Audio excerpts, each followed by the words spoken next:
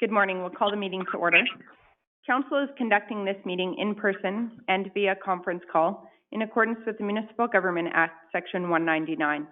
Council meetings can take place in person as long as physical distancing of 2 meters can be maintained between participants.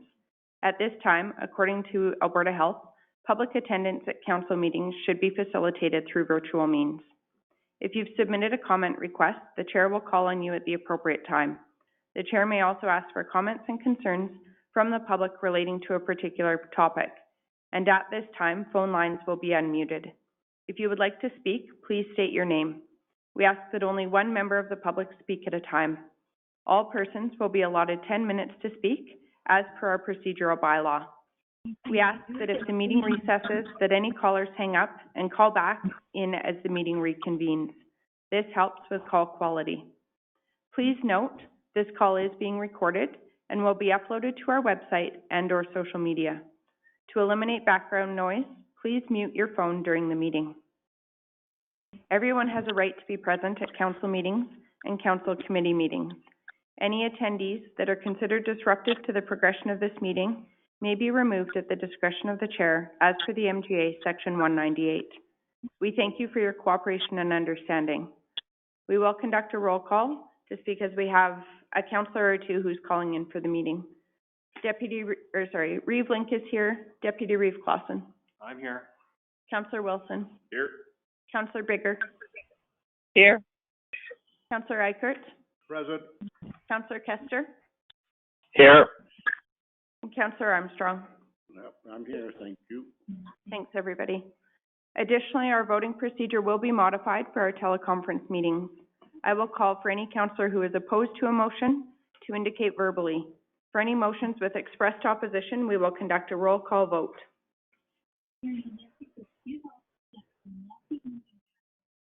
We have an agenda before us. Does anybody have any additions or changes? Good morning, Madam Reeve. Brian from administration. We do have one item for addition. It's correspondence from Lynx Energy. And I did circulate that out to council this morning.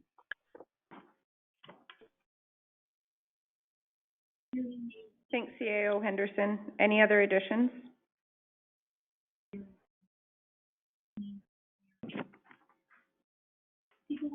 A motion to approve the agenda as presented. Also move. Councillor Eichert has moved. Any discussion? Is any councillor opposed?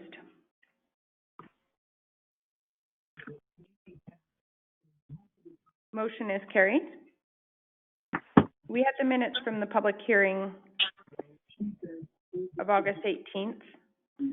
Any changes or errors?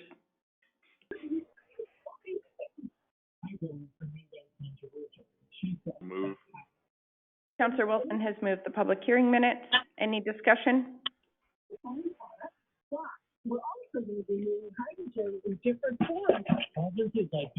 Is any councillor opposed?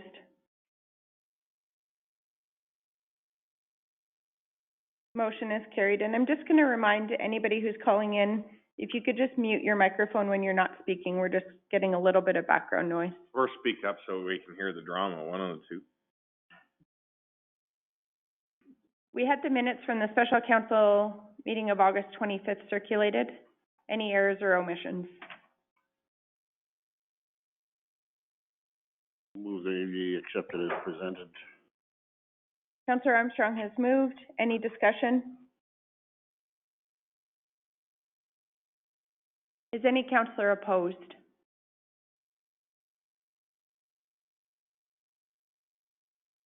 Motion is carried.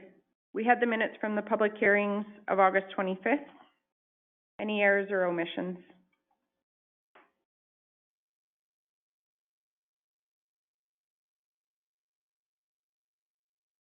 I'll move the public hearing minutes. Councillor Kester has moved. Any discussion?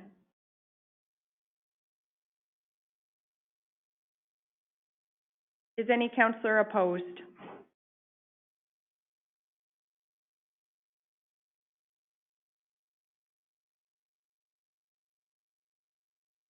Motion is carried. We're on 1.35? 4. We had the minutes from the regular council meeting of September 1st circulated. Any errors or omissions? Move the minutes. Councillor Eichert has moved. Any discussion?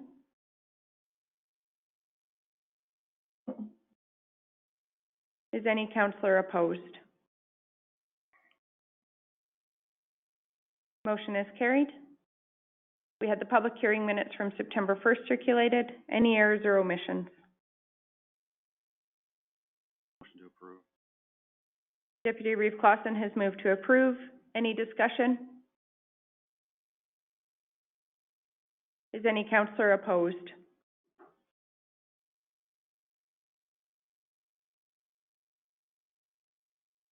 Motion is carried. We'll move to 2.1. Public hearing for bylaw 2020-31. I move that the process for Wheatland County Council meeting as it pertains to the scheduled public hearings will be as follows. Public hearing, first reading if required, then consideration for further readings of bylaw for those public hearings that have been closed. I further move that the above process will take place with the absence of resolutions to go into and out of council before and after each public hearing. Is any councillor opposed?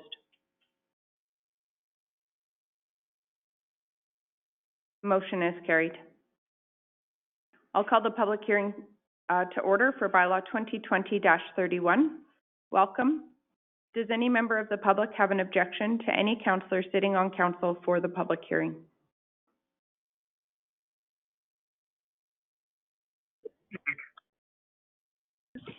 And can administration please verify that notice of the public hearing was circulated in accordance with the MGA?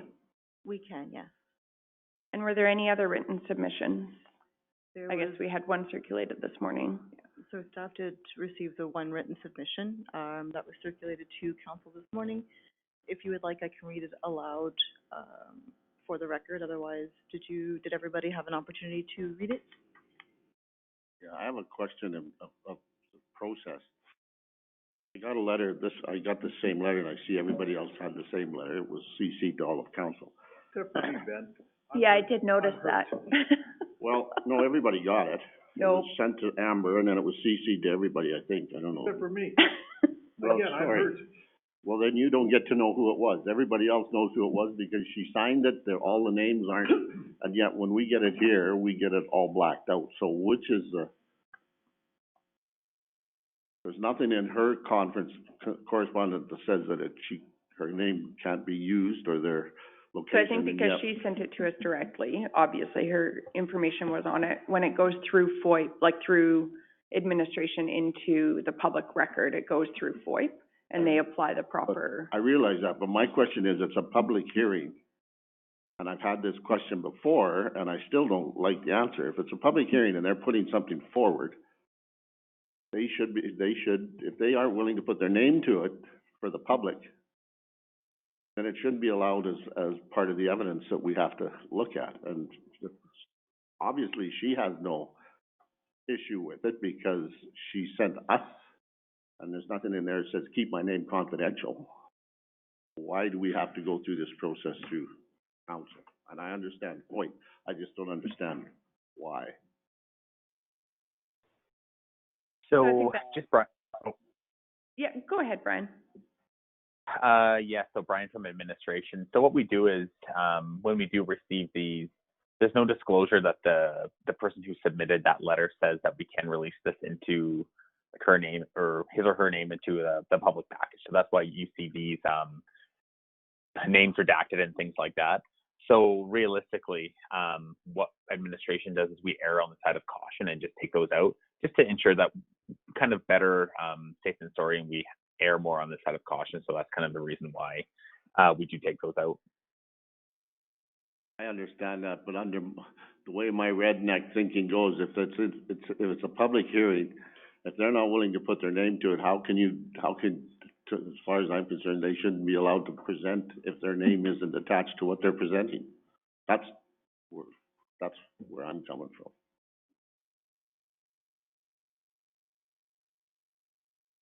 Maybe we can take it to planning and priorities and just discuss it more, like what our FOIP requirements are. And I think it's especially a fair comment during a public hearing, because we would expect anybody speaking to the matter to identify themselves for the public record, so. So why should the letter be any different? That's, yeah. If we can just, I'll note that we'll discuss FOIP in public, especially regarding public hearings. Okay, thank you.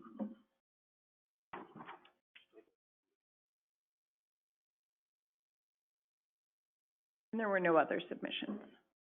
Okay, perfect. Please go ahead. Good morning, Council. This is Megan Williams, Planner 2 for Wheatland County, presenting bylaw 2020-31. The report starts on page 19 of the Council package. So this bylaw is proposing to dispose of approximately 0.7 acres of municipal reserve land within the hamlet of Rosebud. The location map is on page 27 of Council's package. The parcel itself is just north of Martin Ave, Highway 840, or down the hill from Rosebud in there. So staff did circulate the bylaw to other county departments and to external agencies, and generally did not receive any comments or concerns. Alberta Culture and Tourism originally noted that there was an historic resource impact assessment required for the proposed stormwater retention pond. Staff has since received confirmation that the developer has been granted Historical Resource Act approval. Staff received one written comment that was circulated this morning. Okay, so you guys have had the opportunity to read it, so we're all good there? Perfect. The applicant is proposing to construct their stormwater pond within the proposed municipal reserve disposal area. You can see the conditionally approved subdivision with the proposed parcel on page 28. Final design drawings have been signed off by our engineer and are under review by our Public Works Department. There are no specific policies or guidelines that address municipal reserve disposal.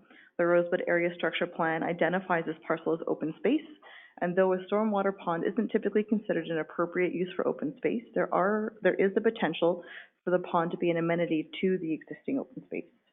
The proposal aligns with the Rosebud River Ridge Concept Plan. We'll scooch back up to page 19 for staff's recommendation. So staff is amending their proposed recommendation. As the proposed subdivision does expire on October 1st, 2020, and the developer was unable to obtain the required landowner signatures for the extension request, we're amending the recommendation. So we're recommending that council still move second reading of bylaw 2020-31, but we're asking that third reading be tabled or held until such a time as the subdivision conditions have been completed. Staff is also recommending that a different resolution from resolution 3, that council approve a subdivision time extension request for conditionally approved subdivision SD 2016-17 for a period of 6 days, extending the expiry of the conditionally approved subdivision to October 7th, 2020.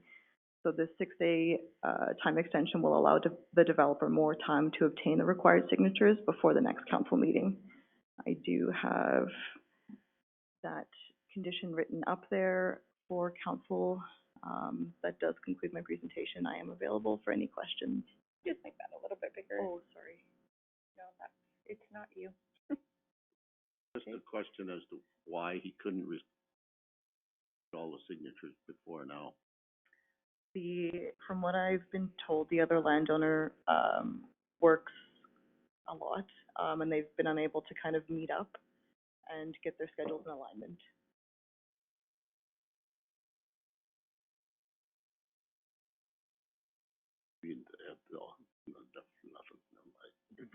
So your recommendation includes 2 resolutions, the resolution for second reading, and then this resolution for an extension. Did you want me to type both of them up? No, we have the second reading in our package. So just for the people that aren't in the room, administration is recommending that we consider resolution 2 to move second reading following the public hearing, and to consider a second resolution approving a subdivision time extension request for conditionally approved subdivision SD 2016-17 for a period of 6 days, extending the expiry of the conditionally approved subdivision to October 7th, 2020, so until our next council meeting.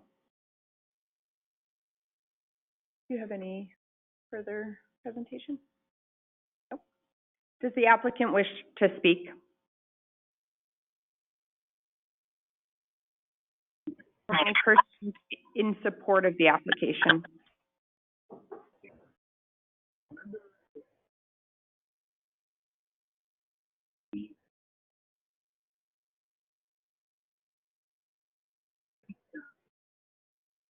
Any persons with concerns or opposed to the application?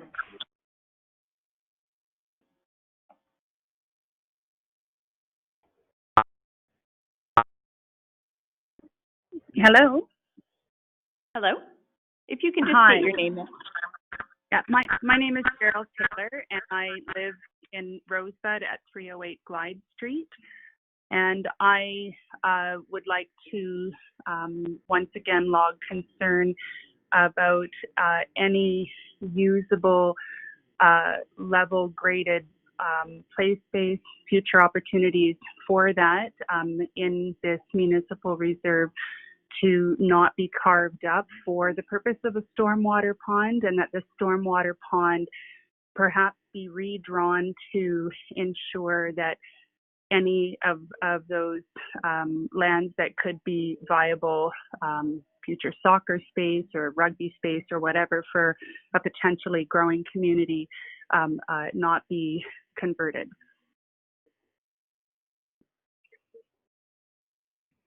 Thank you for your comment. Thank you. Any other persons with concerns or opposed to the application?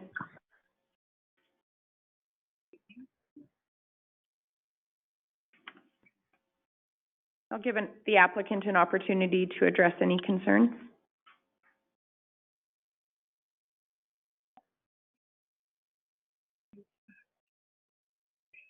Does staff have any final comments? Thank the applicant, I guess, sort of, for the submission, and close the public hearing for bylaw 2020-31. Council's wishes.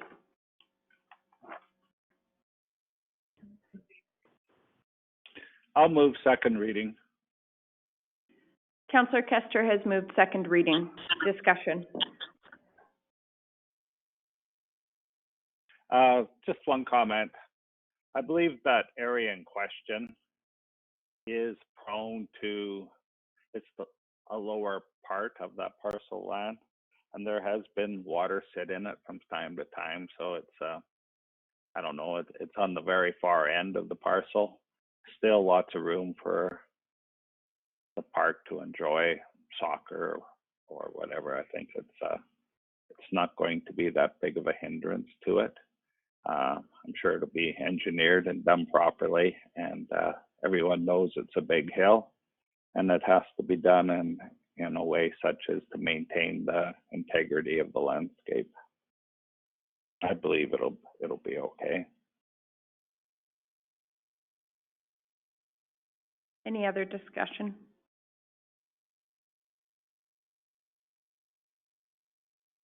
Well, this is to administration. Are we setting a precedence here that if we pass this and we say it's okay, that if I'm a developer in one of our other hamlets, and I'm going to take my development, which is supposed to have stormwater on it, and I develop it to the max and just assume that I'm going to take municipal reserve from the county to put stormwater in. I think stormwater should be, as far as I understand, should be on our own. Like, if I'm developing 20 acres, the stormwater should be on that 20 acres.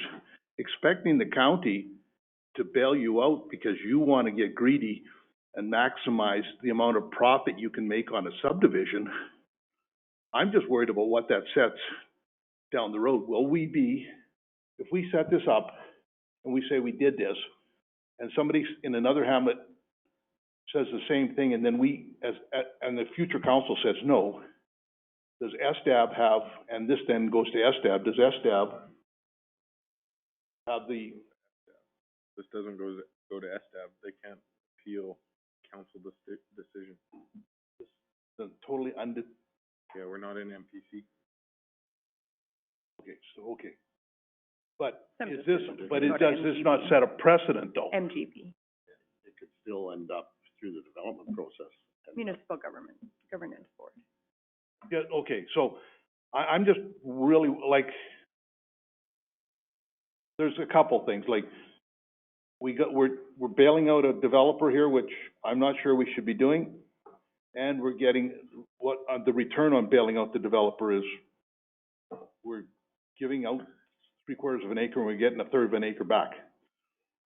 I just have questions. I could be talked out of this, but I'm just looking at the optics of this, and I'm not really happy with it. But I can be talked out of this. That when the checkbook comes out. Hi, Donna here. Speargrass ran into some problems too when they were developing, and what they did is actually did exchanges. So moving forward, maybe staff can do like that many acres has to go into county-owned something else somewhere. I don't know. They just did land exchange to suit both needs. So that could be looked in the future. Thanks.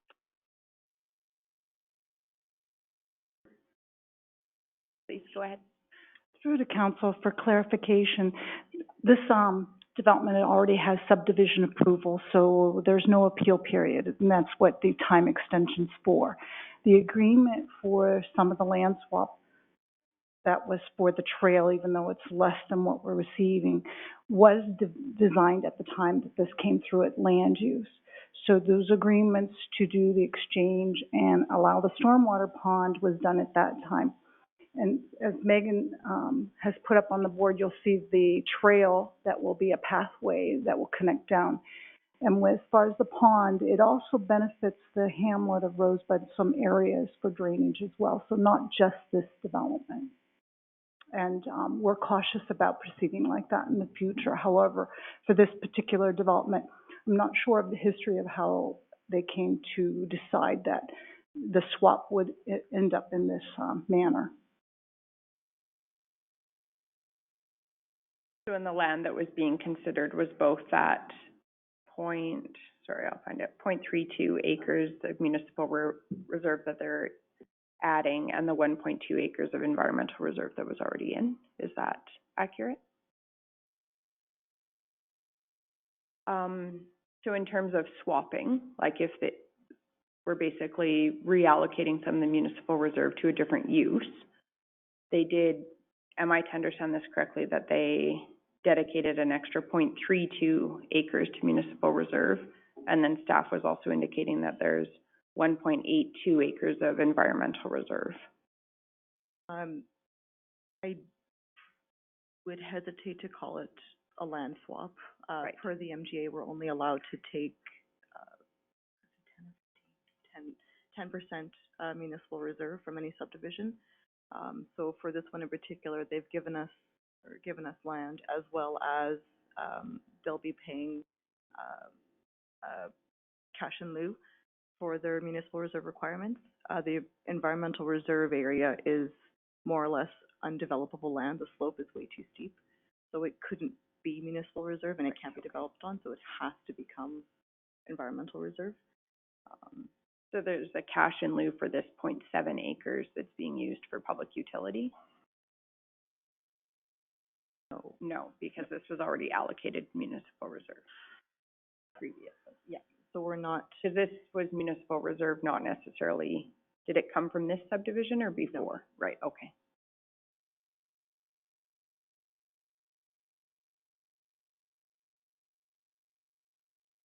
So, question to planning, this would never happen again, right?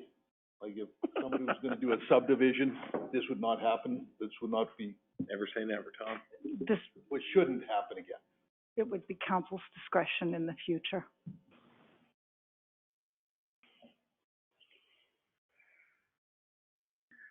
when this plan was developed and where the situation is, the lands there, this parcel already is a stormwater pond. It's a natural pond that water drains down there.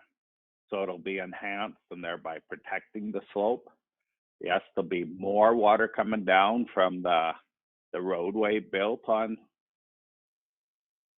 this parcel, but to put a stormwater pond on top of that hill would not be, in my opinion, wise. I'm not an engineer, but I always think you should follow the lateral landscape of the land and put the stormwater pond there where they're proposing. They're familiar with the pond. They've had other issues with other properties there sloughing down the hill, so they have to put it in such a way to protect the hill. This was long thought out. There's other lands there that they are putting into environmental reserve and municipal reserve for their pathways and stuff. It's an enhancement for the hamlet of Rosebud. At the time of the planning, all the residents, nobody thought it a hindrance or a worry to them. They seen it as an enhancement. There's already pathways going around Rosebud, and the view from this development and the pathways they're putting in would only serve as an enhancement. It's some of the views from up there are second to none this side of the mountain. So I encourage you, when you get a chance, to go have a look. But it's been well thought up. The hamlet was involved, and I don't perceive a problem with it. It's like at times there is water sitting in that what is going to be the stormwater pond, and I can believe in the future it'll be about as dry as it is today at times too. So being familiar with it, I do not have a problem with this.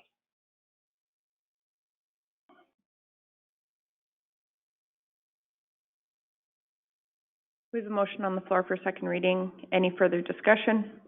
I just have a question. Is there stormwater infrastructure in the hamlet of Rosebud already? Collection basins, catch basins and stuff? Yeah, through the chair, it's a very minor system, I believe. Mainly ditches and above ground drainage on there. Councillor Kester is correct that a lot of this area does flow. A lot of the area in Rosebud flows to this low area in this MR, and then eventually makes its way east under the railway track. So we've been working with the engineer and the developer to both accept our flows as well as the enhanced flows from the north coming. So And the cost of building this is ours or the developers?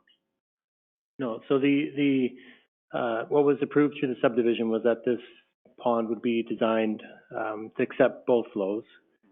Ultimately, the responsibility of maintenance on this is going to be the county's. And that's after the guarantee period or something. Sorry? That comes into place after the guarantee period. That's correct, yeah, after the final acceptance has been granted. Any other questions or discussion? Just one. After the 2-year guarantee period, the maintenance of this structure would be mostly grass cutting and whatnot. I can't see any dredging or earthwork being done. I think it'd be the same as most of the areas in Rosebud. The ditches, we just mow them. We mow that MR right now. At least we were. I don't know if it's mowed yet this year. I haven't paid attention to it lately. But it's just a natural drainage course, really. Through the chair, just to add to that, there is going to be a little bit more enhanced maintenance on this because it's accepting drainage now off of a new development. We have to meet new standards. We had to require an oil and grit separator for the flows that are coming off the new development. So there's a bit more, it's not a huge deal. I mean, it's a couple of years, we'll go in there and suck it out with a vac truck, but, a little more enhancement than mowing and that sort of thing. Or maintenance, I should say. Just one more question. During flood times that we've had there in the past, has this area ever flooded from the river? Are we concerned about that? We know of. Not that I know of. Perhaps Councillor Kester would be able to answer that one better.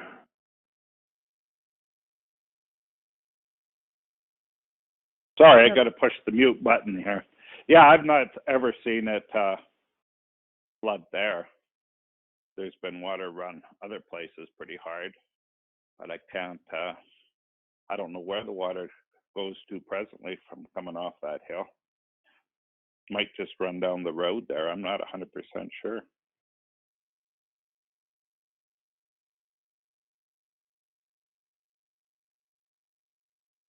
Any other questions or comments?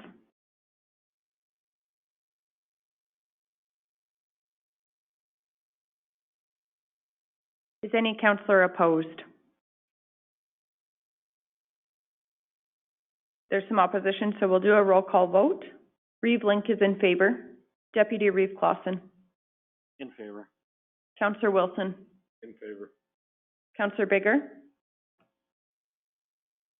In favor. Councillor Eichert. In favor. Councillor Kester. In favor. Councillor Armstrong.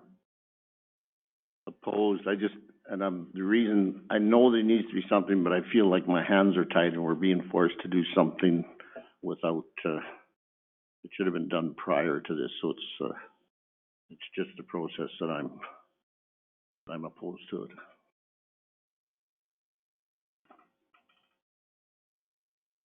Okay, motion is carried. Administration is recommending a second resolution to extend the subdivision approval by 6 days to next Tuesday, October 7th, 2020. Or sorry, not next Tuesday, So moved. our next council meeting. Councillor Wilson has moved. Discussion.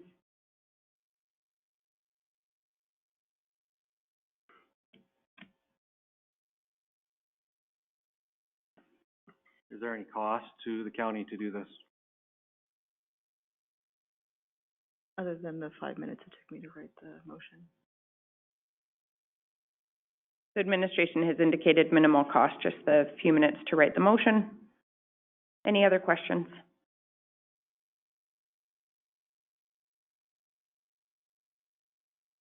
Is any councillor opposed?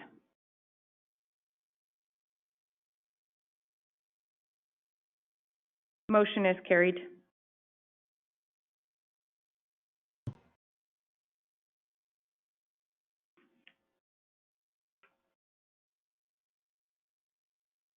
We'll call the public hearing to order for bylaw 2020-32. Does any member of the public have an objection to any councillor sitting on council for the public hearing? And can administration please verify that the public hearing was circulated in accordance with the MGA? Yes, we can. Thank you. And was there any written submissions? We've not received any written submissions. Thank you. Please go ahead. Good morning, council members. Graham Allison here presenting bylaw 2020-32 to redesignate a 17.48 acre parcel within Northwest 122622 west of the 4th from Agricultural General District to Parks and Recreation District. The subject parcel, as seen on the location plan on page 34 of your agenda package, is owned by Wheatland County next to the Severn Creek Reservoir, which is currently used for fishing, day use, and camping. Staff circulated the application to external agencies and internally, and to adjacent landowners within a 1 mile radius of the subject land. Staff have also circulated the residents of Rosebud. No objections have been received for this application. Tentative plan, which is on page 35 of your agenda package, shows that the site currently contains picnic tables, fire pits, and outhouses. There's also an air photo on page 36. The proposed redesignation would bring this parcel into alignment with the recreational uses that the site is currently used for. This parcel has no water servicing, but contains a holding tank. The proposal generally aligns with the strategies, objectives, and policies within the South Saskatchewan Regional Plan, the Regional Growth Management Strategy, the Municipal Development Plan, and this will bring the parcel into better alignment with the land use bylaw. In conclusion, administration is recommending that that council grant second and third reading for bylaw 2020-32. And that concludes this presentation. I am available for any further questions you may have. Thank you. Thanks, Graham. Is there anybody who would like to speak in support of the application?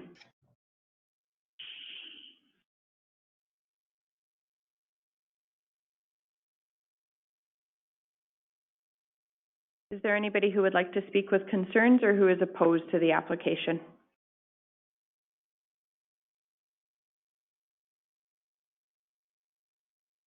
Does staff have any final comments?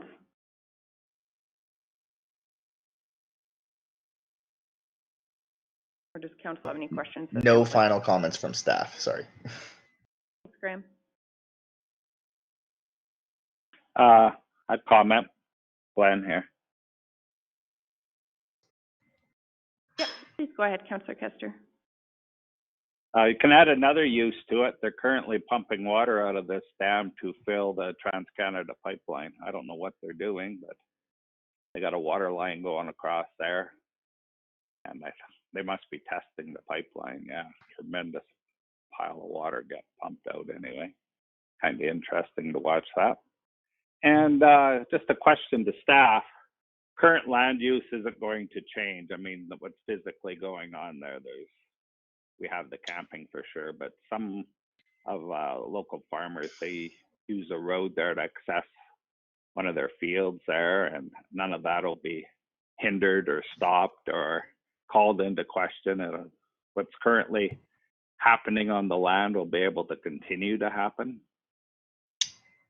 Through the Reeve, yeah, there's no further development proposed on site. This redesignation is just to bring the parcel in alignment with the uses on site, since it's currently zoned agricultural general and there's no agricultural uses, but rather recreational uses on site. This redesignation would just bring that into alignment. There's no current development proposal for the site, and the road access will remain the same. Well, not only the access, but people in agriculture use that road to get over to their field. Yeah, so that, yeah, there will be no no change. Yes. Okay. Okay. Yeah, outside of that, I can see it just getting the proper name on the county land use districts is fine, but as long as everything else stays the same, I don't have a problem with it. Yeah, through the Reeve, yeah, that is the intent of the application. Yeah.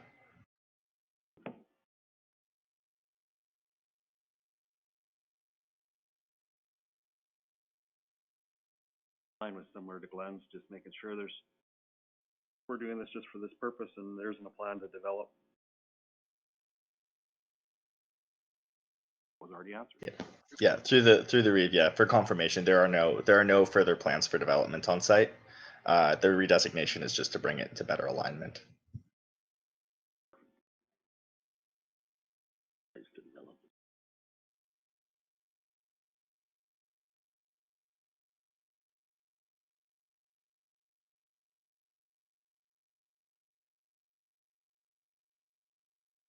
I'll move second reading.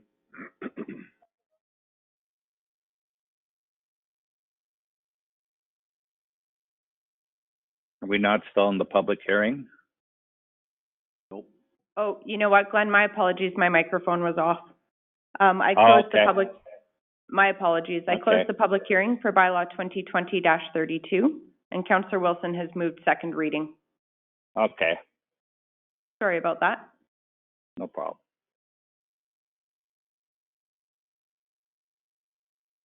Any questions or discussion? Is any councillor opposed?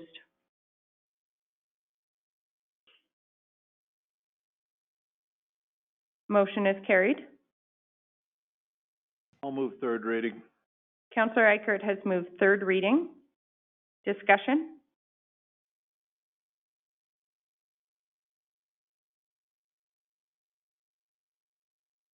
Is any councillor opposed?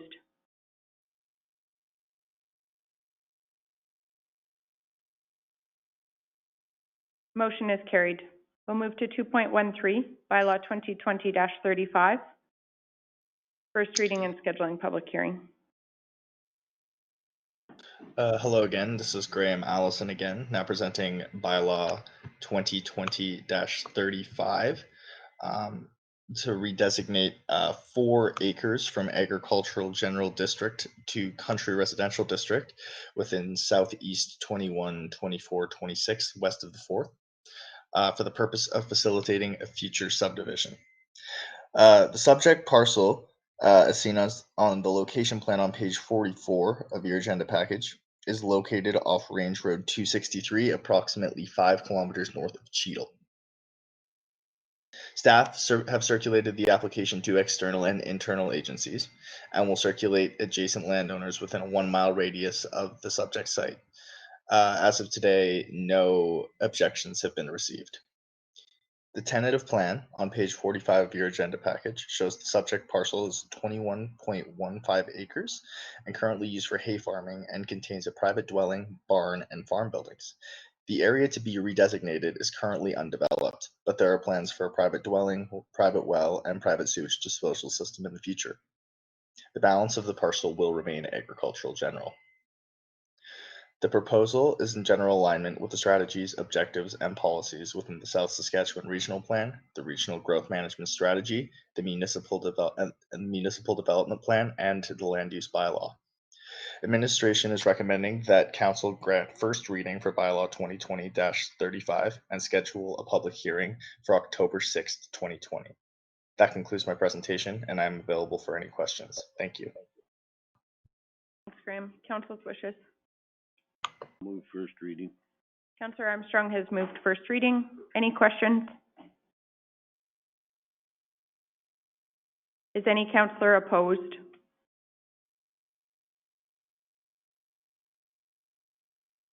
Motion is carried. Move the public hearing for bylaw 2020-35 be scheduled for October 6th at 9 a.m. Councillor Eichert has moved to schedule the public hearing. Any questions? Is any councillor opposed?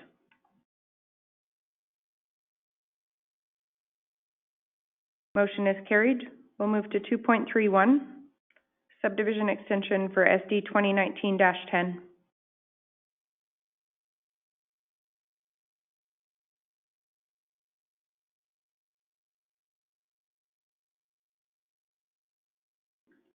Good morning, Council. Megan again, here to present subdivision extension request SD 2019-010, starting on page 49 of Council's package.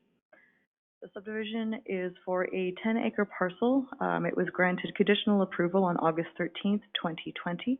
It is 3 kilometers east of the Hamlet-Villalta, directly south of Township Road 252 and Range Road 262 intersection. The location map's just on page 52 there.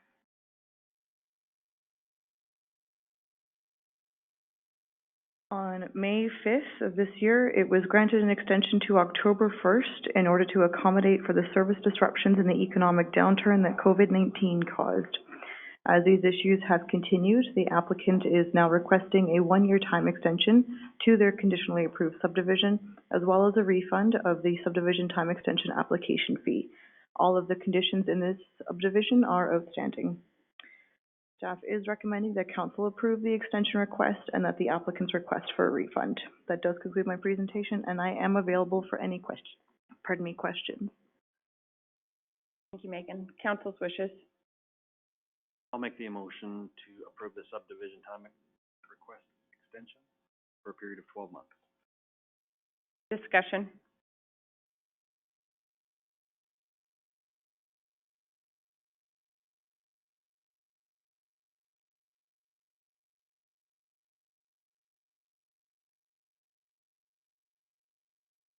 Is any councillor opposed?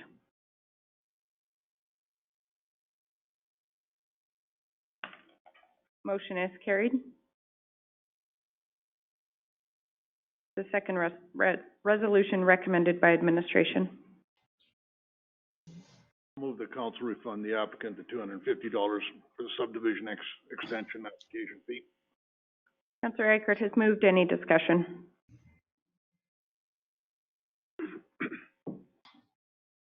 Is any councillor opposed? I'm Yeah, please. opposed. Okay. So am I.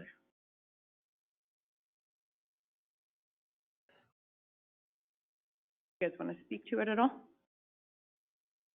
No, other than just that, when I read through I don't think there's anything there that it couldn't have been done prior. I can't see any reason why it wasn't done, so.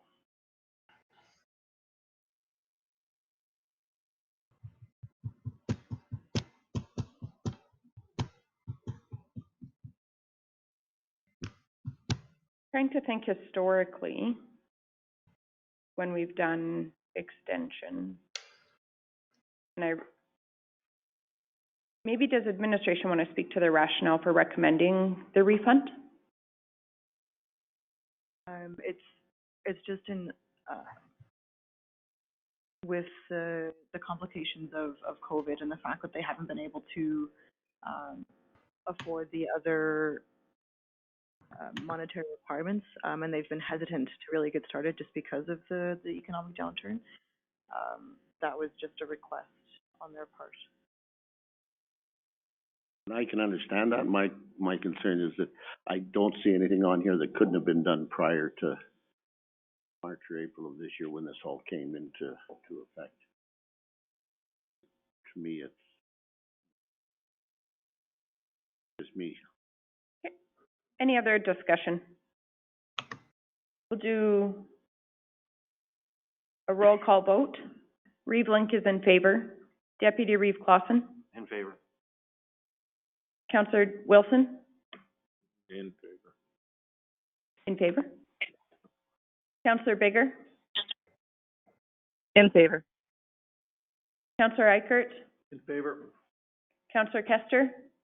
Opposed. Councillor Armstrong. Motion is carried.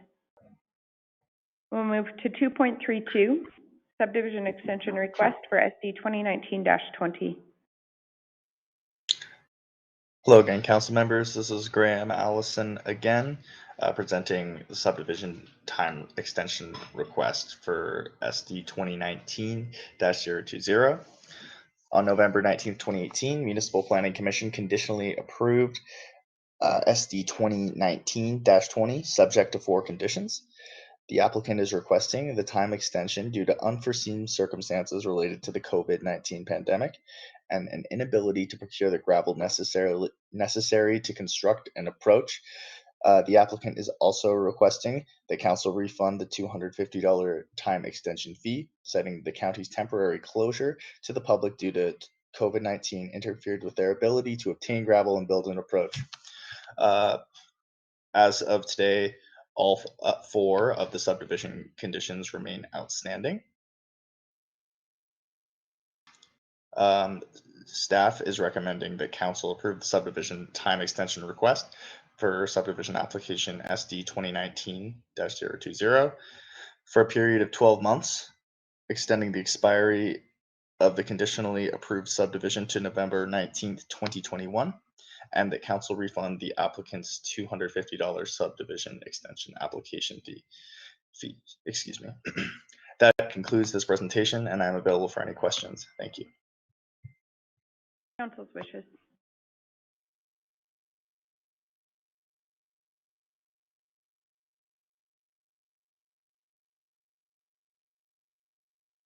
I'll move the recommendation. Councillor Wilson has moved the recommendation for resolution 1, I'm assuming, to approve the subdivision time extension. Council discussion.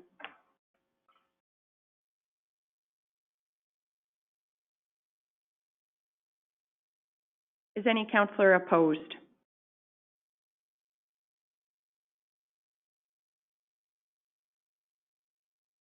Motion is carried. The second resolution recommended by administration.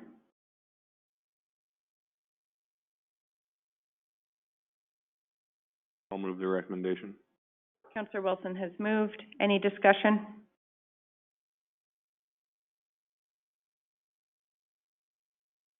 Is any counselor opposed? Opposed? We'll do a roll call vote. Reeve Link is in favor. Deputy Reeve Clausen. In favor. Counselor Wilson. Favor. Counselor Bigger. Favor. Counselor Eichert. In favor. Counselor Kester. Opposed? Counselor Armstrong. Opposed for the same reasons as the other one. Motion is carried. Thank you. Move to 2.33, Planning Policy 7.16 and 7.17. Good morning again. Megan Williams here to present the two new planning policies. So this report starts on page 57 of Council's package. The first policy is 7.16, dormant applications and files. Currently, there is no process for staff to follow regarding dormant or inactive files, and it's very important to close such files to ensure they remain in alignment with updated policies and standards, which is why we're bringing this one forward. The second policy is the water servicing policy, number 7.17. So this policy establishes minimum water servicing requirements for a variety of development applications. It outlines what is required depending on the intensity of the application and provides guidance on minimum water servicing requirements. This document was thoroughly reviewed by internal departments as well as the county's engineer. That does conclude my presentation. If you have any questions, I am available. Thank you.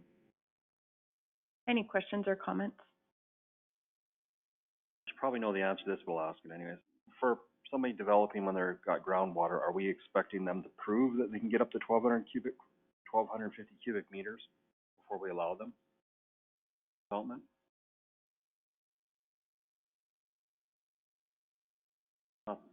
I'm just be clear, I don't want to have that to happen. No. Sure.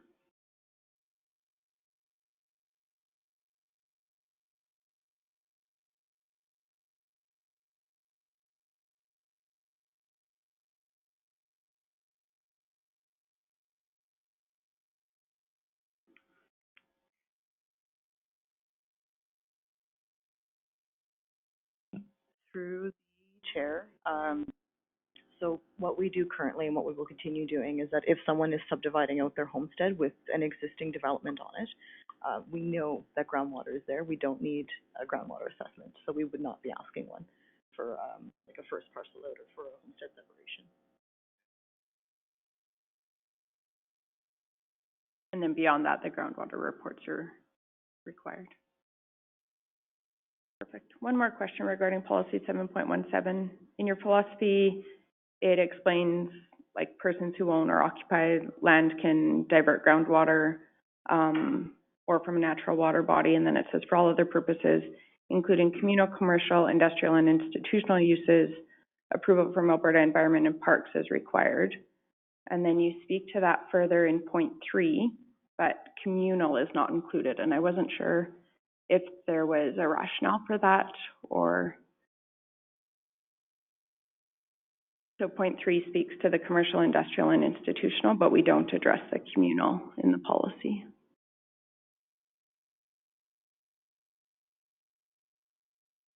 I would assume you could just add it into point 3 potentially.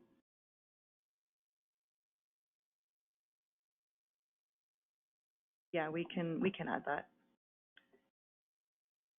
Point 3.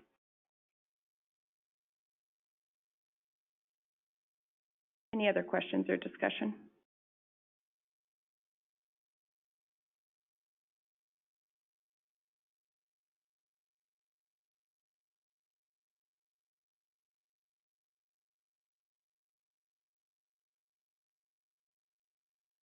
Council's wishes.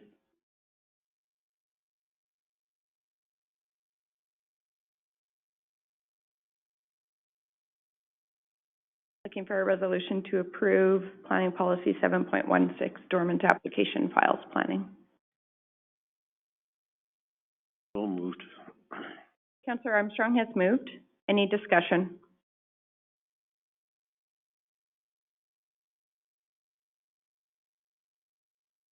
Is any councillor opposed?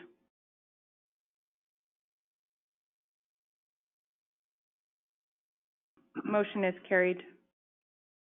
Looking for a resolution for policy 7.17, perhaps amended to include communal under point 3.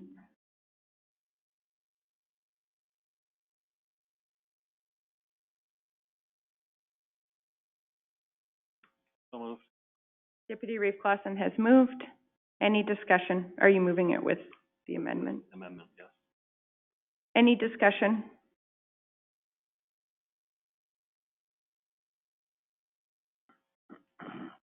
Is any counselor opposed?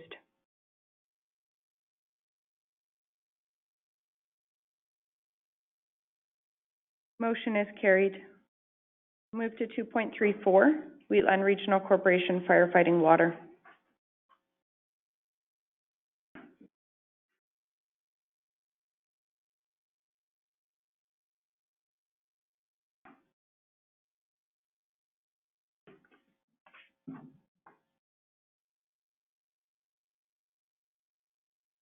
You can just get that. Yeah, perfect. Thank you. Good morning. Morning, Madam Reeve, Council.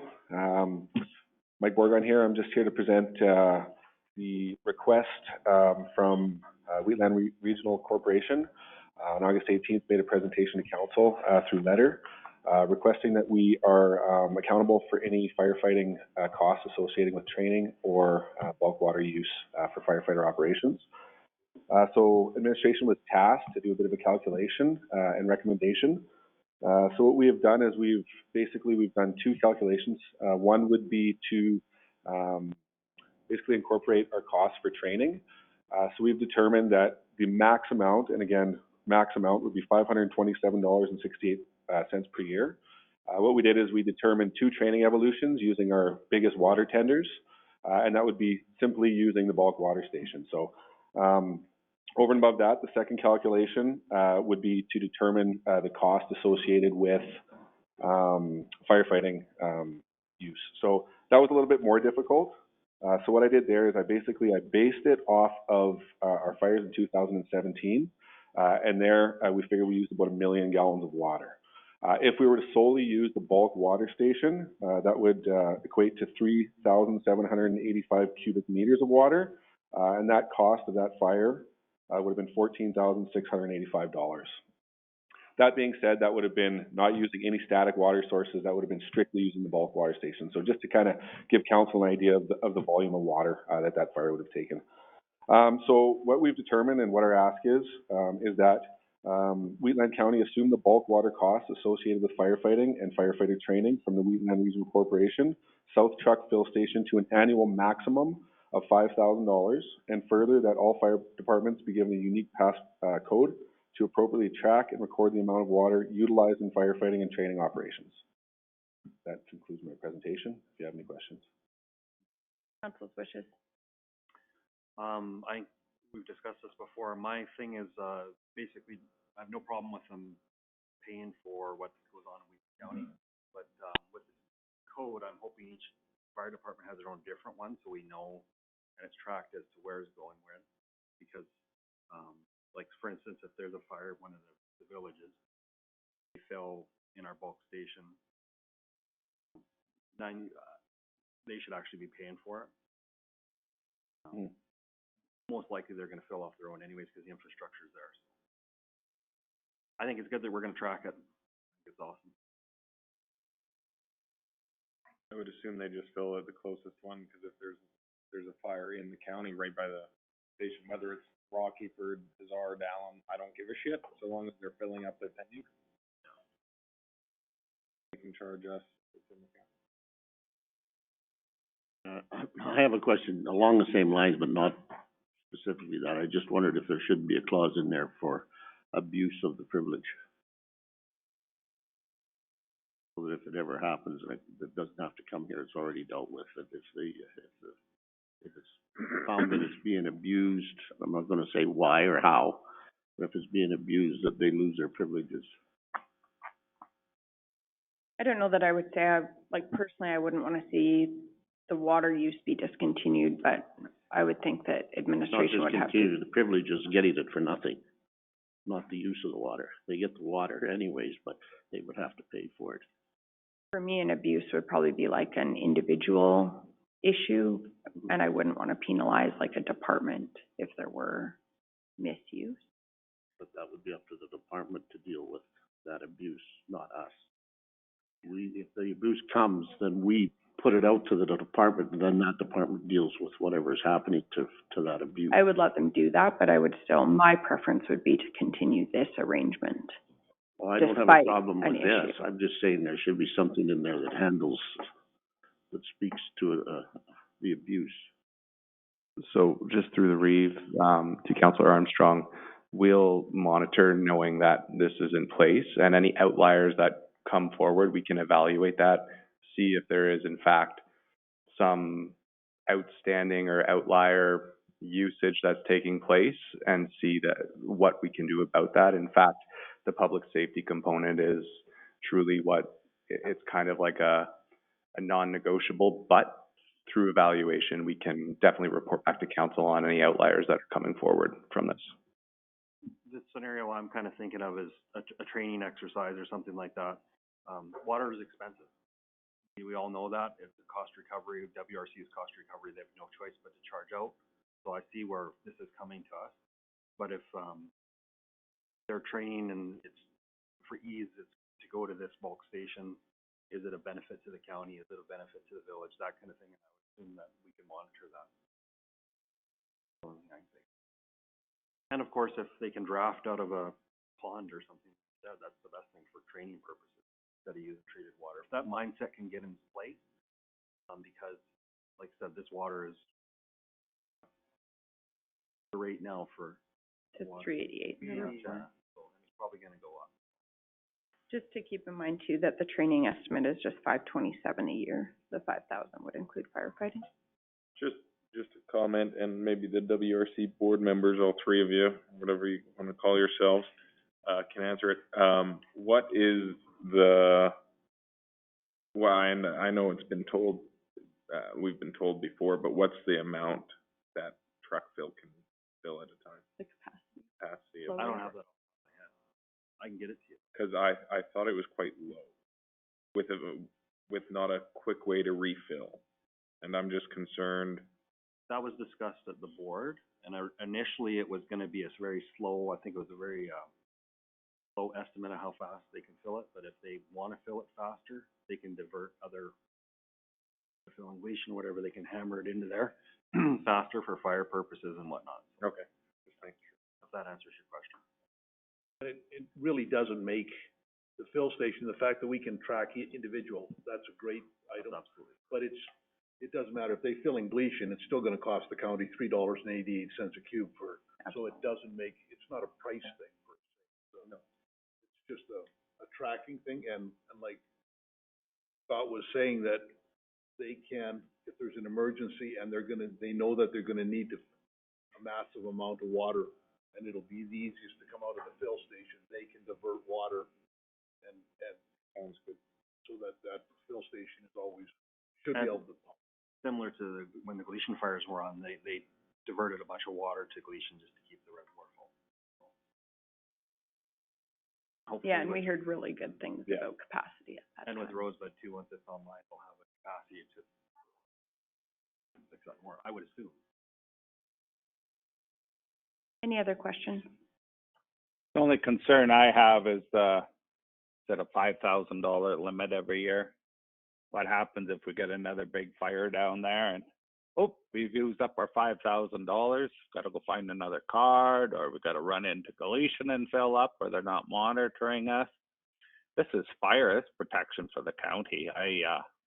I would say get rid of the $5,000 and we'll deal with it if it does happen. But I wouldn't want to hinder or have people worried out there that they're going to go over their limit on their individual card for the fire.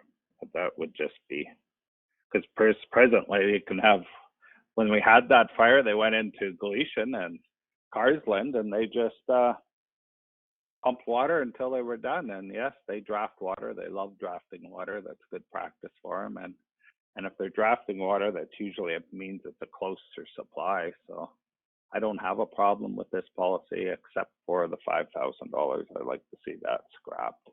I'm sure staff will be monitoring it, and anytime we get over the $500 mark, it's going to be questions asked. And that's great, that's accountability, but to actually start out with a limit, I would caution against it. I agree with Councillor Kester. Madam Reeve, Council, I think the limit was put in there just more for an accountability for tracking. It wouldn't be necessarily your card would stop working after $5,000. Essentially what it would be is once we hit the $5,000 mark, we would come to council with an explanation why. I'm acceptable to that. Yeah, I like that. Big fire, I'm gonna pro bono. But for the accountability purpose.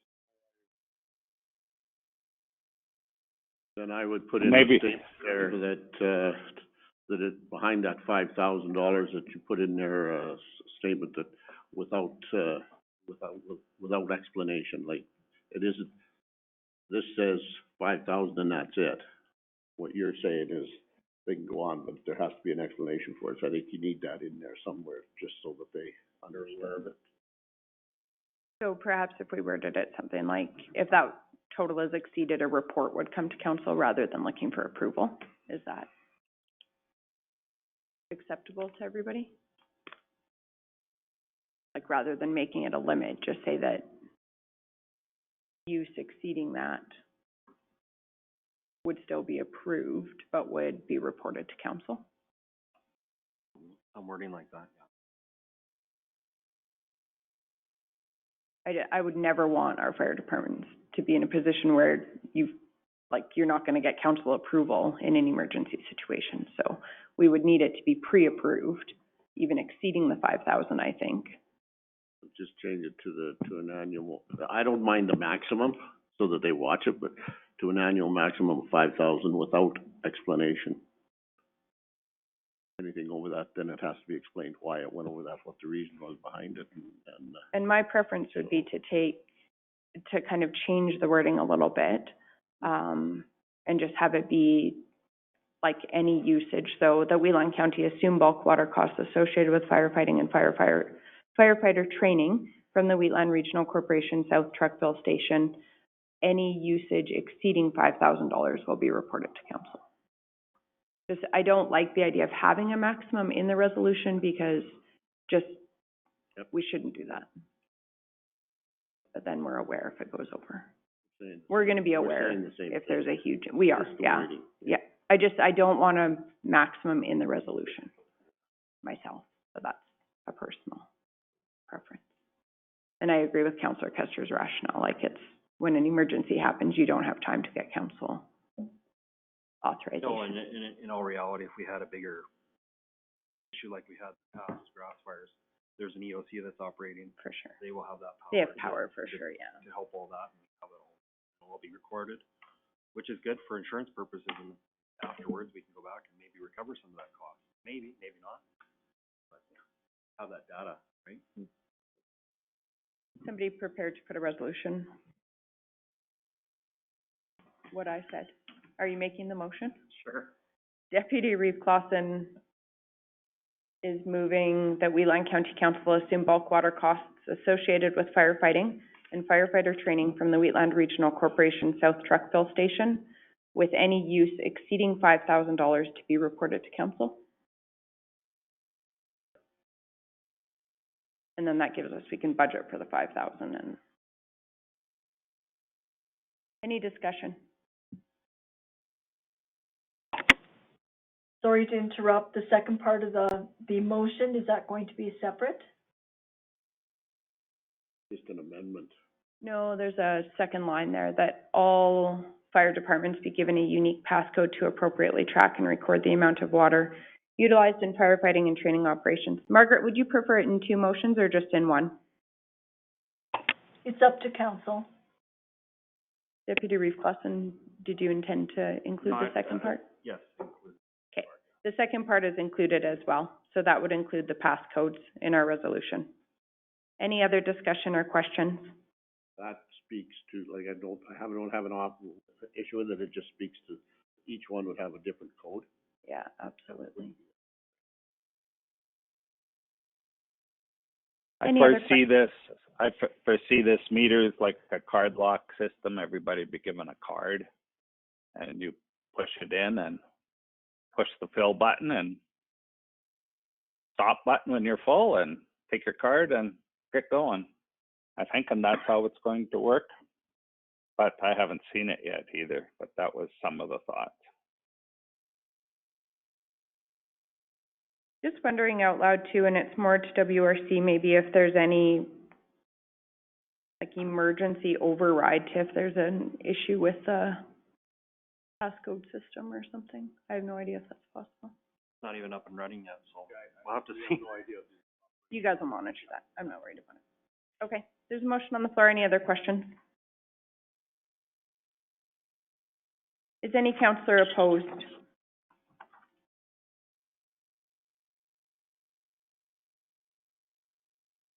Motion is carried. We'll move to 2.35, Hammer Hill Radio Tower. Good morning, Madam Reeve, Council again, Mike Borgon. It's on page 69 of your agenda package. So a bit of a brief history, just to kind of refresh everyone's memory. In 2017, City or Council entered into agreement with Bearcom for the upgrade of a new tower and radio system. So it's upgrade from an analog to a digital system within the county. This is something that is desired by all county fire departments, and been in contact with them. And what it'll do is it'll upgrade our communications throughout the county. Shortly after that, Council commissioned a report through TSI to look at the difference between going with a local system and upgrading that, or going to AFREX.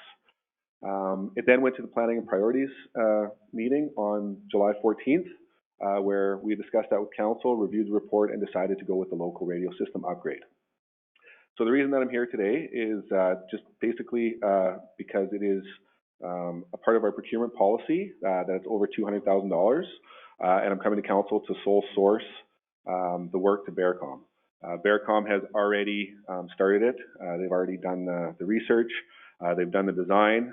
They already have a lot of our equipment on site, including the tower itself.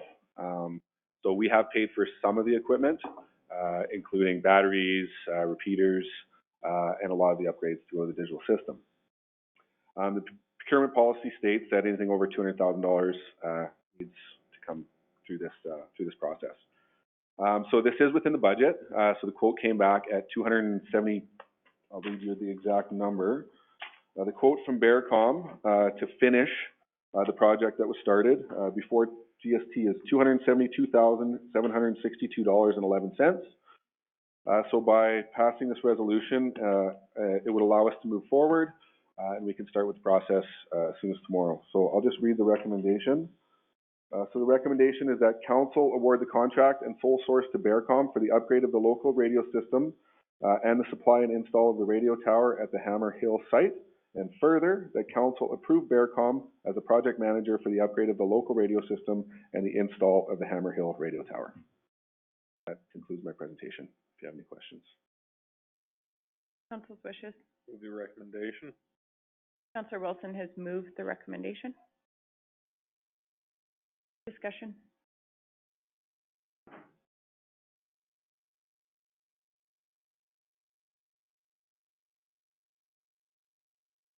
Is any councillor opposed? 9.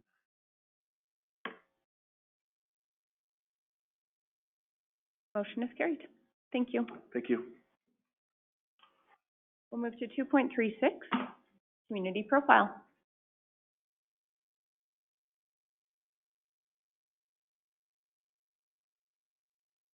Okay. Good morning, Reeve and Council. I'm bringing back the community profile document that everyone's seen before. So the community profile document was created to give a comprehensive snapshot of Wheatland County. The conception of the document was identified as an aid for investment attraction support with economic development activities and highlights data on aspects of activity and stories within Wheatland County. It has details on community services, planning support, and regions within the county. Through a revision round, the document has been edited and refined, And I've also put in Councillor Armstrong's edits on the historical side related to localities and the story of Dallam. And in addition, specific subject documents have been created from the community profile that can be utilized depending on the audience. The ability to generate specific flat sheets of each subject within the profile will also be possible on demand, such as labor, climate, contact data, etc. And the supplementary documents are titled based on the subject matter. The building in Wheatland County is the historical overview and hamlets. Living in Wheatland County is an overview of quality of life assets, utilities, taxes, support programs, and services. And Invest in Wheatland County is an overview of statistical data, development fees, and business support programs and services. And all three of these documents comprise the full community profile document. It aligns with the strategic plan, and the document and the subject-specific documents created from the community profile are elements of investment attraction activities, and which is a component of economic development strategy and implementation plan within community and development services. And that's it for my presentation. If you have any questions. Perfect. Any questions? I do have a few things, and I apologize. I had notes all through the document before and I lost them the first time, so I did review it again, and there's a couple things I wouldn't mind council's consideration on. So on page 81 where we list the villages, I was wondering if we might want to just clarify that they are distinct municipalities with their own governance, just because people often don't understand like the distinction between hamlets and villages. And then I wasn't sure if we were including the villages, if we would also like to just explicitly list the town there, that it's also a distinct municipality kind of within the borders of Wheatland. If we're listing the villages, it might be good just to include all of our urban neighbors. That was my first comment. I'm seeing, just for the people on the phone, I'm seeing some head nodding, but please express if you're opposed to these ideas. I've heard, well, I've seen it on Facebook many times, people thinking that the villages are ours. I mean, distinct and not separate, but just there's different jurisdictions, I guess, would be to recognize that. Yeah, just that they have like autonomous governance, or that they govern, like that they have separate governance, I think would be important to clarify.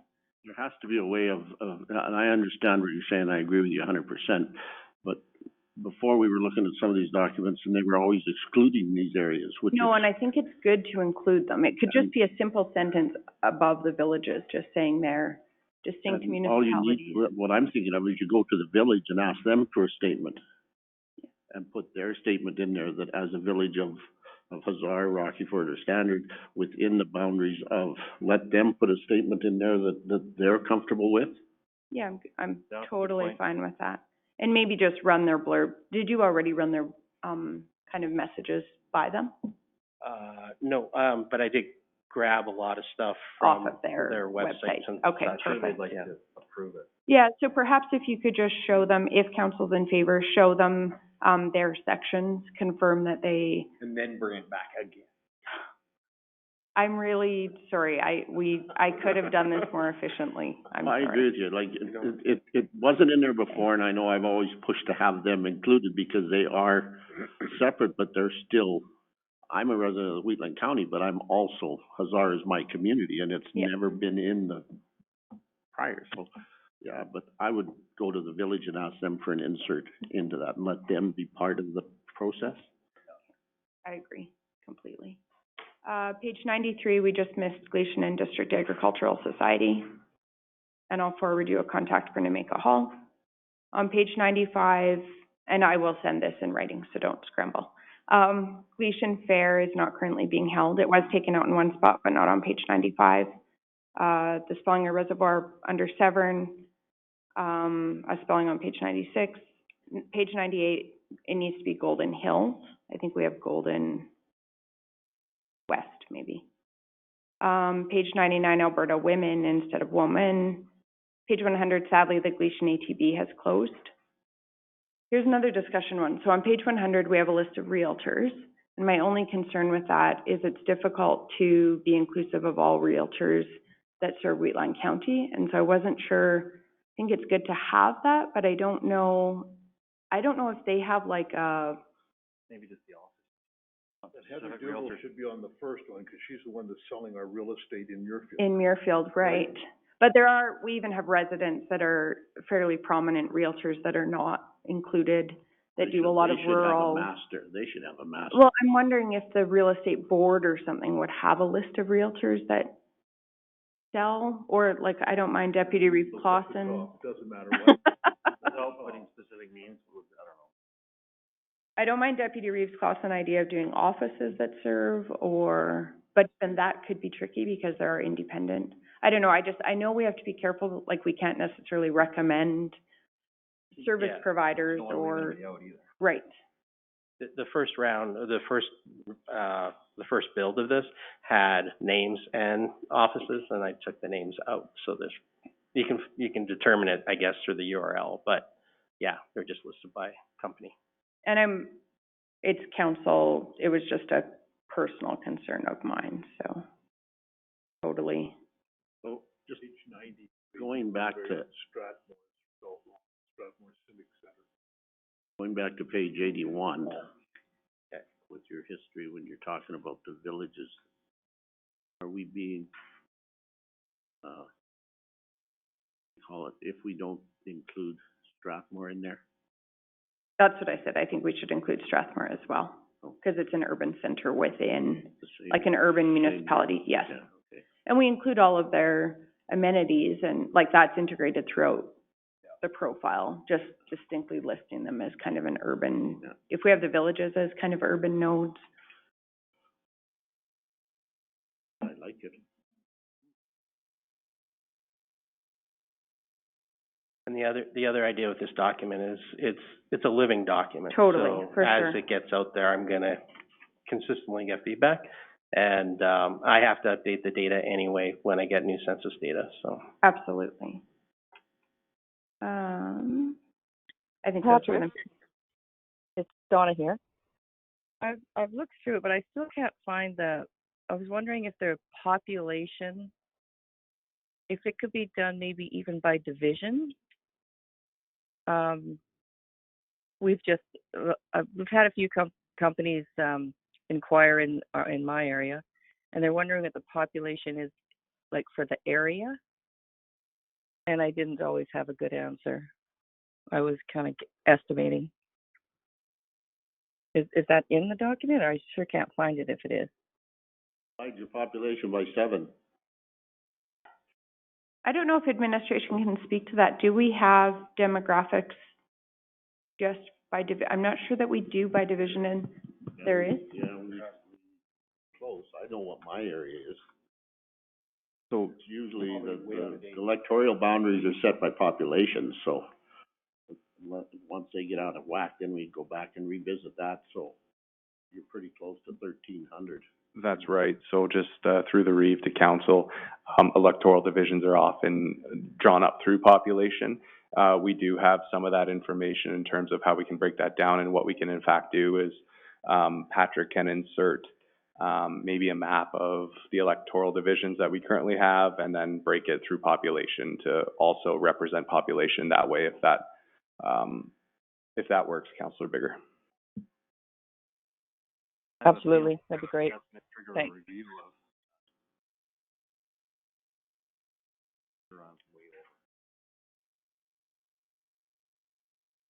is there any recommendation for which section that would go in? Donna, did you have a sense for where you thought that might fit well? Well, I was thinking under like on page 133, 132, under the demographics on the last proposal, which is called Invest. Do you have a page number? Did you say 132? Yes. Somewhere in there, 130, between 130. Yeah, it speaks to population there. Yeah, just add it in there.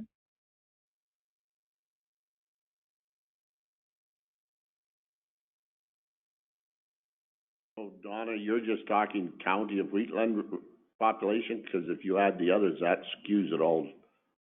Well, actually, Yeah, for my district, it works well, but I would think the villages would have to be added in that, in some of the divisions. Because what they were looking for, they're looking to invest in the area, but they want to know the population of that area. I don't know that I would include the villages in the division, but just you could list them below, like the villages and the town, their populations from the last census. Yeah, actually, that would probably work. Yeah. Because a developer could look at proximity of the village to the area in the division that they're considering. Yeah, and we can do that. I mean, we can showcase the actual in terms of wheatland, and then we can separate out asterisk the villages as well into the divisions. And just, I was informed, federal, the next census is in 2021, just for your information. Perfect. This looks phenomenal, like the look of it and the breadth of the information. I think it's excellent. And I know the last time we had a large developer considering, you worked really hard to get all this information together, and it was great, but it will be so good to have this, to be able to share, like with developers or maybe through the chamber, things like that. So I'm excited. I love it. I think it really fits with what we're trying to do strategically. So I appreciate the work. And just to supplement, Madam Reeve and Council, just to supplement Patrick's comments, this is a major milestone in our work for our plan that we're moving forward with. So to your point, it's crucial to have in place and have those smaller chapters that we can extrapolate from to provide to potential investors.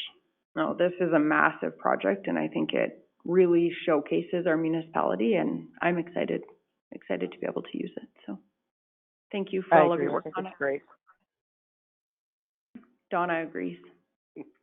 Great, thanks. Third time's a charm. This is the second time. Yeah, next time will be the charm. Are we comfortable approving it with the amendments we discussed? Most of them are minor textual. Yes. Yeah. So there will be no third It's time. a living document, it can be. Yeah, and administration will keep it up to date. Perfected. Yes. On every table of contents, I've now added a volume and an issue as well as a monthly date for So we publishing. can make sure we have them. So if it's in print somewhere, it's captured. Perfect.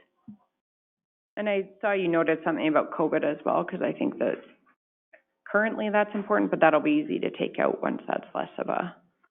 Yeah. How long will that be? I'm sorry, if I knew that, Another I wouldn't 3 be years. sitting here. I updated the ministry for EDTC in the document Oh, as well. perfect. Because I caught it, yeah. I didn't even notice that, so awesome, thank you. I'm sure Donna was looking at that closely. We're looking for a council motion to approve the document. So moved. Councillor Wilson has moved. Any discussion?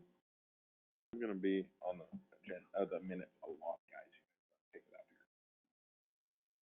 here. Is any councillor opposed? Motion is carried. Thank you, Patrick. We've had a request for a break. We will take a 5-minute break. We'll reconvene at 10:34. Good morning. We'll call the meeting back to order. We'll start with 2.37, Western Irrigation District Commercial Conveyance Agreement. Good morning, Council. Mike from Administration. On page 159 of your package, you'll see the request for decision of Western Irrigation District Commercial Conveyance Agreement. So this agreement is essential for conveying raw water through the WID channel into raw water reservoirs service Muirfield. So in past years, this agreement's been between WID and the developer since April 30th, when we've taken over the development or attained ownership of the development. It's required that the county enter into this agreement now. Council's wishes. Make the motion that Wayland County approve entering in a commercial water conveyance agreement with the Western Irrigation District for the purpose of diverting water from the Bow River within Southeast 132101 west of the 5th through the works for municipal subdivision water solely purposes within Northeast 825-26 field. Is there any errors? I'm not going to repeat that. Discussion. There's a motion on the floor. I have a question. What's the What's the county pay for acre foot for deletion conveyance agreement?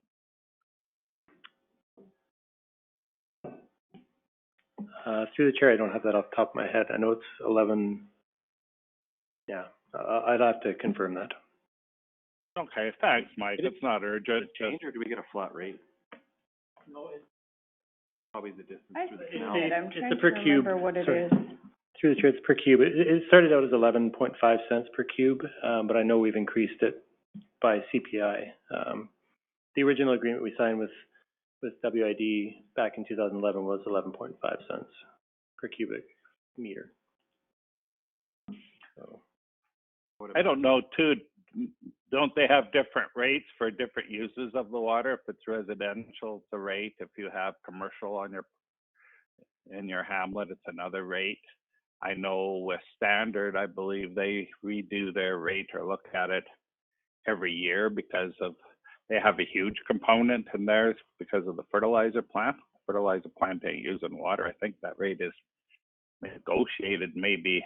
It's looked at every year anyway, and I'm just wondering, be a good chance to look at ours because we have this rate now and compare it to Galician, because I don't think we have a huge industry use right now in Galician. I don't think the nominal uses, but nothing like in the realm of a Standard. It's mostly residential, I'm sure.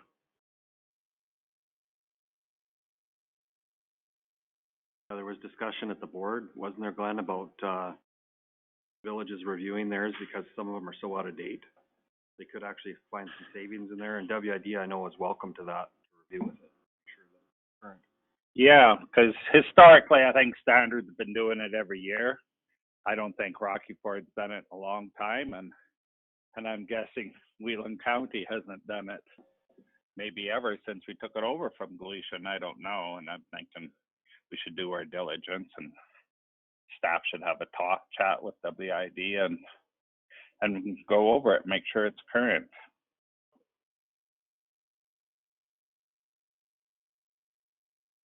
So through the chair, I just got confirmation here that the Galician water conveyance at category 1, $187.29 per acre foot.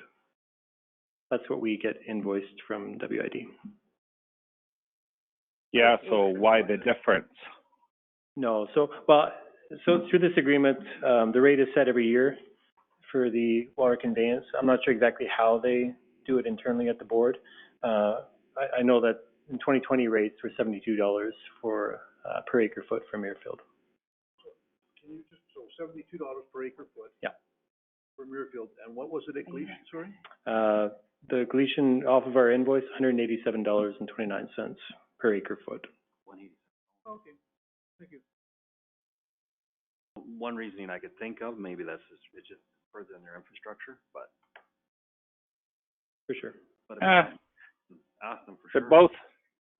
They're both off of main canals. Their infrastructure is their own business. I would strongly suggest staff look into that and see what the reasoning is for the difference. I'm not whining at the low rate, but I'm concerned about the high rate. I agree with you, Glenn. As I remember at the last WRC meeting, there was talk about each municipality negotiating their own rate. Yep. For water, and that being taken out of the cost, basically the cost of producing water to the gate then, because, and that would make sense, because if Standard can get their water for less money than, say, Rocky Ford, then Standard should theoretically pay less money. That would be an internal savings, I guess, is sort of. And I guess when we're reviewing this too, I'm assuming a portion of what we are putting into, we would have had to supply some license for Standard as well, or divert transfer, which would be Galician, but and what we're adding from Rosebud too, just to make sure it's well reviewed, I guess. What Glenn said. Make sure we're paying the right for the appropriate amount. Because I know in Rocky Ford there was a lot of commercial users that aren't there anymore. And I know, I believe WID has a different rate for residential and commercial use. That's where it all came from. That helps. Yeah, and we didn't give up any license except maybe a a takeage fee for when we switch licenses to standard. We didn't switch the license, we switched the delivery, the diversion point, right, to that different part of the canal. The main diversion point is still WID Headworks in Calgary there at the zoo. That is the main one, but then I think you have to have it pointed out on the WID Works where you're actually drawing it out of the system too. So I think that was changed. I don't think we didn't give any license to standard or anything. We just changed our delivery point. So I think just because this contract's ending September, is it 30th? That we should look at the recommendation from administration for Lakes of Muirfield, and then we could consider a second motion directing administration to perhaps explore negotiating the rates with WID for our other water usages, or however somebody can do better wording than I for that. So do you have a motion on the floor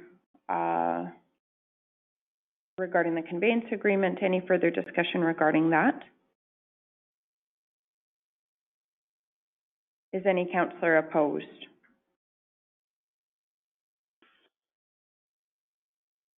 Motion is carried. And then is there... As far as a motion for staff to look into the conveyance fee, I think that's just part of staff's work to make sure all fees that we're being charged are current and up to date. And if there's action coming from their investigations, it's no different than looking into the fuel we use or taxes we pay or don't pay. I think staff's aware of this. They should just go ahead and do it as part of administration responsibilities. And if there's any actions required, yeah, then it would come back to council. At least for information would be nice.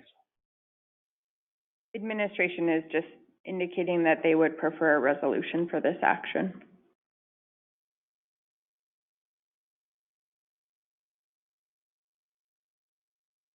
If administration like a resolution, I'll make the motion that they investigate with WID current conveyance charges with Gleason in comparison with, say, Muirfield too. Perfect. So to Glenn, through the chair to Glenn, that motion, then that should be a motion for ongoing, so that we don't have to do this every 2 or 3 years. That's just part of the policy, that they do that on a regular basis. Yeah, I would think so, Ben. I think it should be ongoing, just part of, as water uses change. With this fill station, I don't know what the water use is going to be there. We'll be able to tell you when we start drawing water out. If it's going for spraying operations, going for domestic use, if it's going for firefighting, it'll be all documented on charge accounts. And maybe, I don't know what the different rates are. Once we know what the different rates are, maybe we can plan accordingly too. Yeah, and we'll need to see what our agreement reads as well. If it's a termed agreement or something, what the terms of that are, and administration can just look into it. Glenn, do you just want to say your motion one more time? I'm always scared I touch the mute button. I touch the little red one, shut you off. We can hear you. We've got you. Okay. I move that administration investigate the conveyance charges with WID and Gleason specifically in relation to even Muirfield. And I also move that this be monitored yearly, and I think through our development department, if our water usage changes, they can make the required changes. But I think they should be monitoring it yearly. There's a motion on the floor. Any questions or further discussion?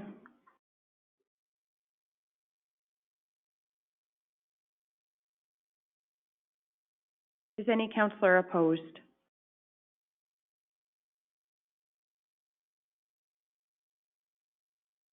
Motion is carried. We'll move to 2.38, Council Resolution Tracker. Yes, good morning, Council. Brian from Administration. On page 172 is the RFP for the resolution tracker. Same as previous meetings, anything in yellow still has not been resolved. There has been some of these resolutions resolved today. We will mark those off. As before, anything in green will move off of the spreadsheet and we'll bring it back next council meeting. Thank you. Excellent. Thank you for the update. Any questions from council?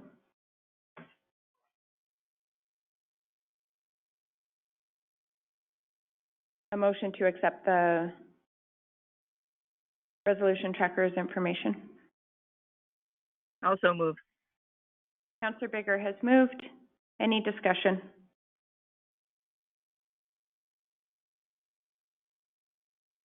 Is any councillor opposed?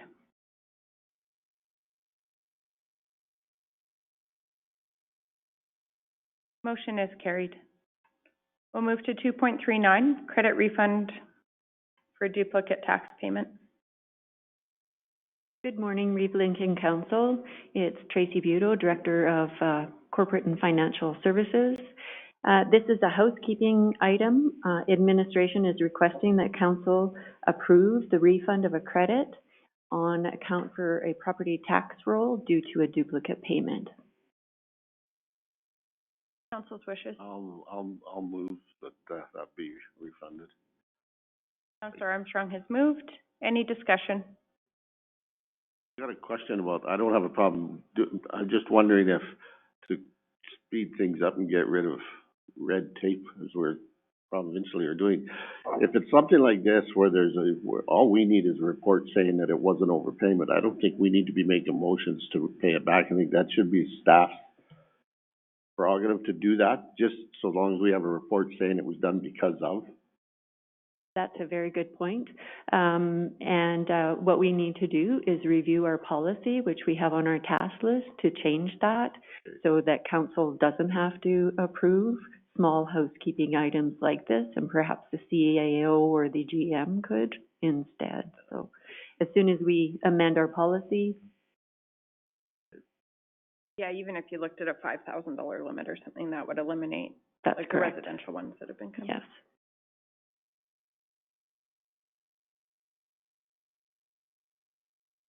The motion on the floor, any other discussion?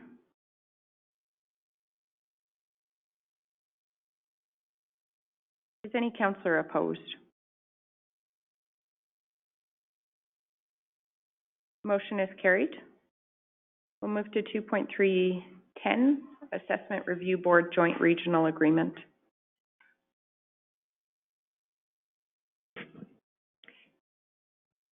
Good afternoon.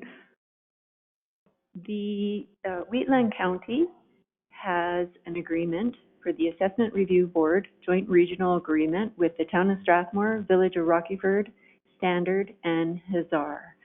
And currently the agreement says that if there is a request from another village to join, that we just need council approval. Council's wishes. The question, is there anything because they're in a different county? I wondered about that too. Assessment review members all have to take the same training and follow the same standards. So no, you can have a joint agreement, and it's to the benefit. So if we have a complaint and we say we had a member ill or not able to attend, then we can then go to that those other members. That was, originally, that's how that was set up anyways. It wasn't restricted just to, it was for anybody that, yeah, so. Yes. I'll move that council approve the Village of Acme's written request to join the joint regional agreement. Councillor Eichert has moved. Any further discussion? Do they need, my question, I have no problem with it. I'm just wondering, do they need agreement from these other members also? Yes, that's correct. It'll go to each of the councils that's in the agreement. Any other questions? Is any councillor opposed?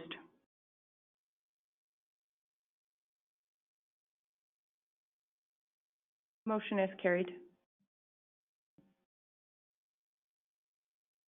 2.311, we were requested to submit a letter for the Strathmore Wheatland Chamber of Commerce to use for welcoming new businesses to the region.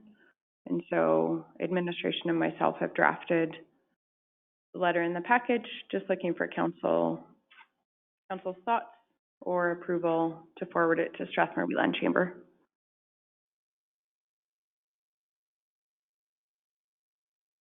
Hi, Donna here.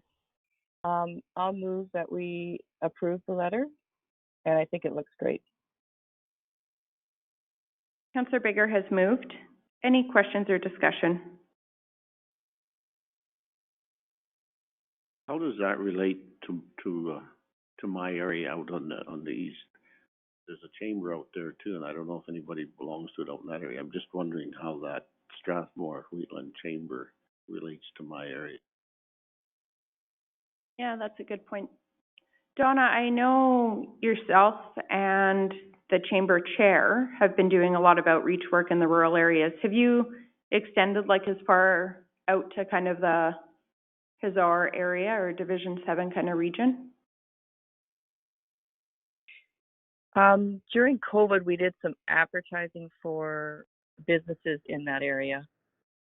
But that would be probably limited to just that. But we are hopefully soon trying to get the CAOs together to do some Google My Business or My Business Google to include the villages a bit more.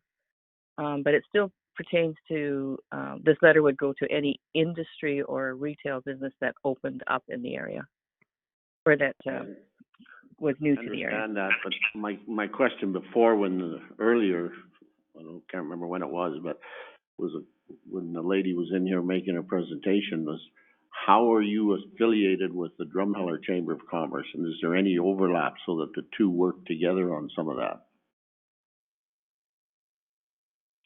Donna, do you maybe just want to, sorry? Go ahead. I just was wondering if maybe you want to take that back to the chamber and see if there's a way, and then I don't mind reaching out to the chamber in Drumheller and seeing if they would, like if they do a welcome package like this, we could do a letter for them as well.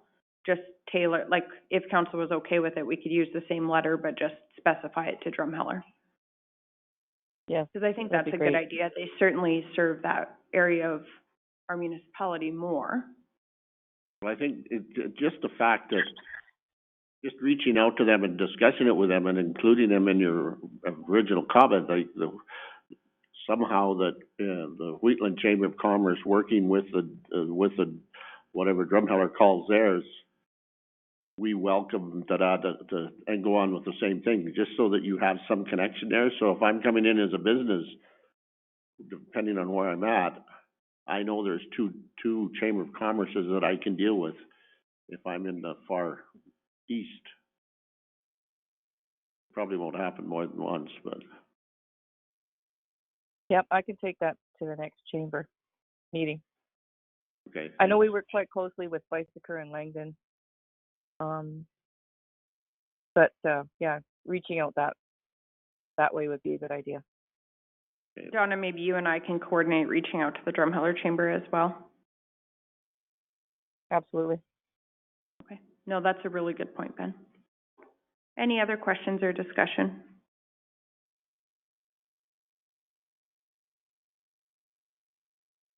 Is any councillor opposed?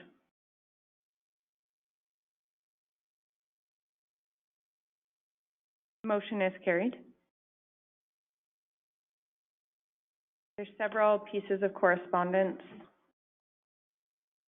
There's a letter from Earth Renew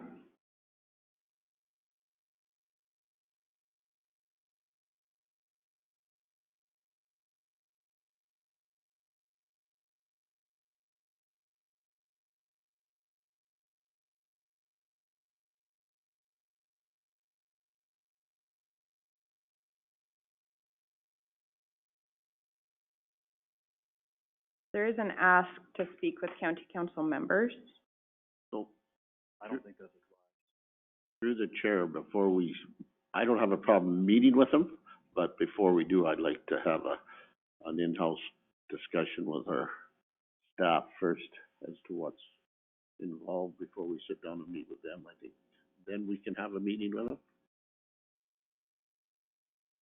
Yeah, I wouldn't mind administration's recommendation on whether we should be meeting. I understand there is some development processes that may be sort of initiated, and I'm not sure, we obviously want to remain objective, and so if we could get advice from administration.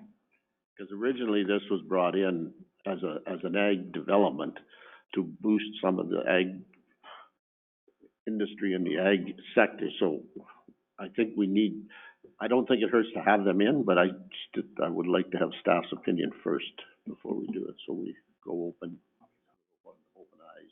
There's some, the shuttered, I've heard through that the gas generation is still ongoing there. So, it doesn't make sense. That's why we need our staff Yeah. in a in-house meeting and have a good discussion about it first. So, yep, Administration? absolutely. Just for council's information, we're doing still the preliminary steps before an application is submitted with regards to this works. So we certainly can provide council some direction prior to any meeting and engagement taking place, which I would recommend as well. Yeah, so realistically, there is two issues at hand. So the issue in their letter was about outstanding taxes from previous years. So that one, typically, council historically has not ever wavered from providing tax relief to industry or residential or farmland, anyone kind of in arrears of taxes. And then the other one would be development permit for their operation that still has not been submitted. So kind of a two-pronged issue that we can definitely meet with council and chat about that one separately. I think we need to respond to their letter and tell them that council has no issue with it, but we have to, I think, open and tell them that we're gonna meet with staff prior to any meeting with them. I don't care, but I think that taxes should be a formal request as a request for decision. Deal with that separately. I don't want the two intermingled together in any way, shape, or form. I agree with you. Yeah. They can still speak to it. Yeah, but I mean, this is an information correspondence. There's no request for decision. This should be a request for decision and decide it and get it over with. No, the only request that they have sent is just to meet with us, and my only concern with meeting with them is because we have the concurrent development processes in place, 100% that we just agree. have to be very cognizant of that. To me, this is the donkey and the carrot thing. We'll give you the carrot. I'll say it publicly that way, and I have no problem with that, because I have had close to 50 emails about this already going on, and I've shared them with staff about this process coming. There's a lot of concern in the area, so this has to be all out front. Yeah. So I think it's important to just, that we're very clear when we respond to this, that there is no precedence for waiving any previous taxation, so that expectations are very clear. And that's not a precedent that I'm at all comfortable setting, particularly with what we're encountering in our linear and that type of thing. So I'm hearing that council would like a letter of response indicating we are willing to meet. Would we be willing just to outline that historically there has not been like a council direction to waive? I know the period for the actual taxes has passed. I don't think we tell them anything about taxes, just tell them that we're willing to meet with them. Yeah, I agree with Ben. If they bring it up, we just say, no, that's a different discussion, that's not. Well, it does say the appropriate members of our team are available to discuss and resolve outstanding assessment at your earliest availability. I think in terms of next step, I think our administration has been working with the next steps on the development side or the planning side. I don't care what they bring to the table, we'll sit there, to me, I'll listen to them, if I don't like it, I'll tell them, I said, no, we're not gonna discuss the tax issue. We'll just tell them that we're willing to meet with them. don't outline anything. See, what they're doing is they're just, I'm not gonna say it, because it might, this might be a, yeah. I'd prefer to have, let her go back about the taxes, basically saying if you want to proceed, send a formal letter to council for a decision. And the other part, as far as development goes, go through the process. We have the whole, my understanding, their development permit has expired. They have to apply for a new development permit. That opens up the whole public engagement thing with, and I don't want to short sight that at all. Make sure it's, I haven't met with them before. I want us all to have fresh ears to what's going on. Like, I have a bunch of emails. I haven't really shared it with a bunch of people, but because when time comes, that will come forward. And that's what I've been telling people, is that through the planning process, there will be an opportunity for public engagement. So to me, by meeting with them beforehand, Don't see there's any, I don't see there's merit in it. yeah. Maybe we're gonna set a precedent. I bow to the councillor of the area. Well, and I don't mind meeting with them either. Like, I'm open to meeting with developers, and if there's information we can be providing or questions we can be answering, I don't want to give any false expectation around relief on taxes. And then I think, Two separate. Yeah, I believe, I'm with Scott in the fact that I think there should be they should come forward with an FD about taxes and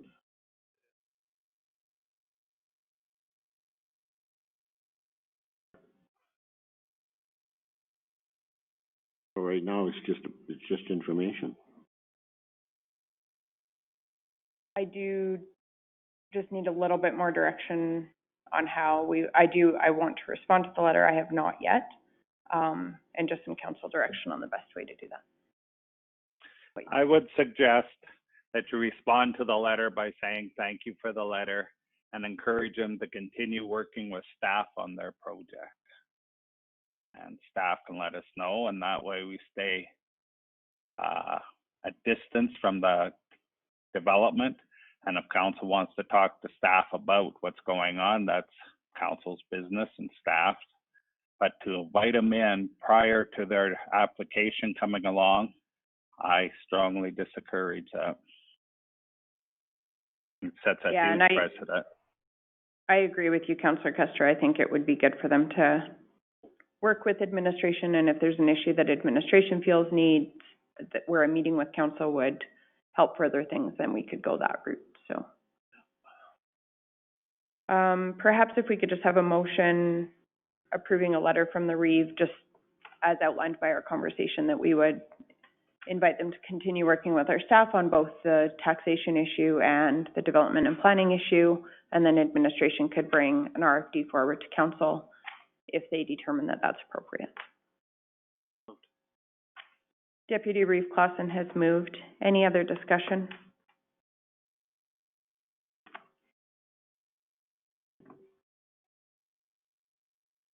Is any councillor opposed?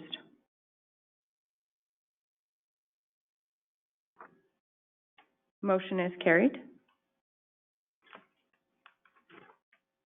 There is a letter from the Mayor of Huzzar, Corey Fisher, expressing thanks for the CRISP funding and outlining their planned use.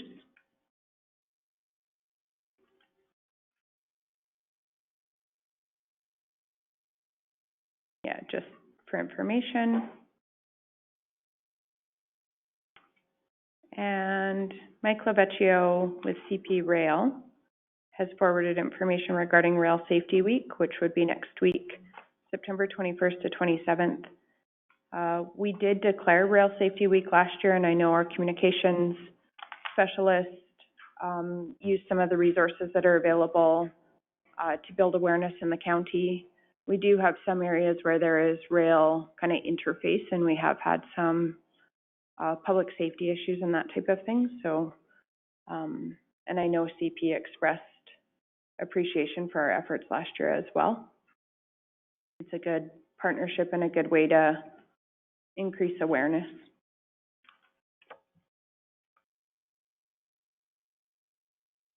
It's Donna here. I have a question about, is the Golden Hills get this, information too?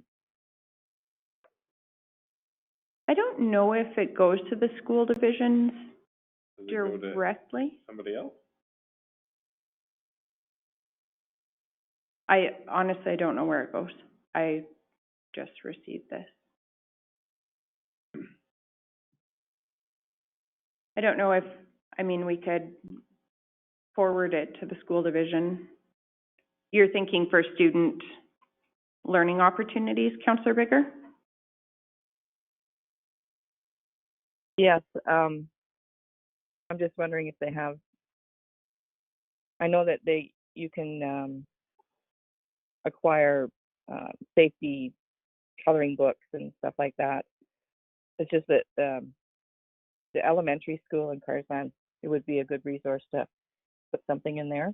But what I'll do is I will actually contact the principal. Yeah, and I don't mind forwarding this to a contact with maybe Golden Hills and Christ the Redeemer. Are there any other school boards that serve Wheatland? I think just the two. A little bit in Bazzano, but yeah. Okay. I'm making a note to do that. That is,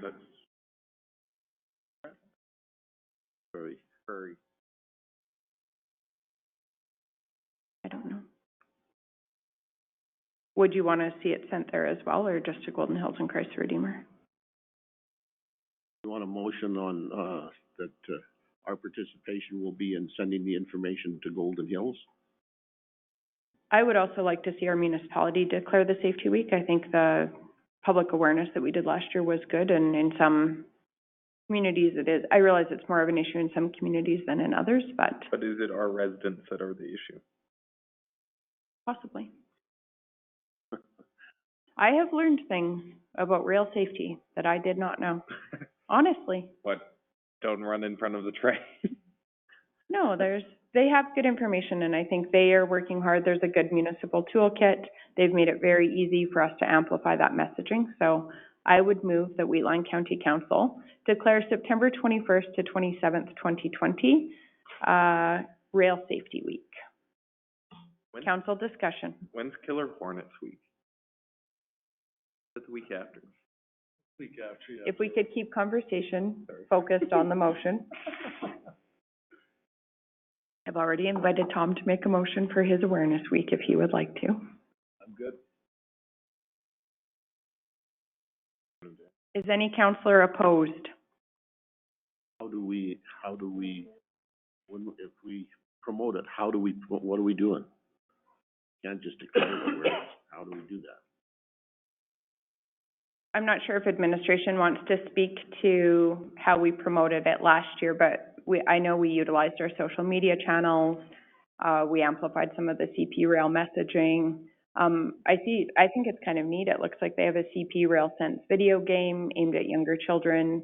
Some of it was visuals. They have videos and things. It's very much like packaged for us. It would just be us amplifying. I know I amplified some of the things that administration put out, and it's solely for an awareness. Okay. Give a hoot when you hear a toot. Stuff like that. The poem coming. Getting pretty close. Is any counselor opposed? Motion is carried. There was an addition to the correspondence. More good. And I'm also looking for council direction regarding this one. It's a letter from Lynx Energy, outlining a proposed payment plan for late linear taxation.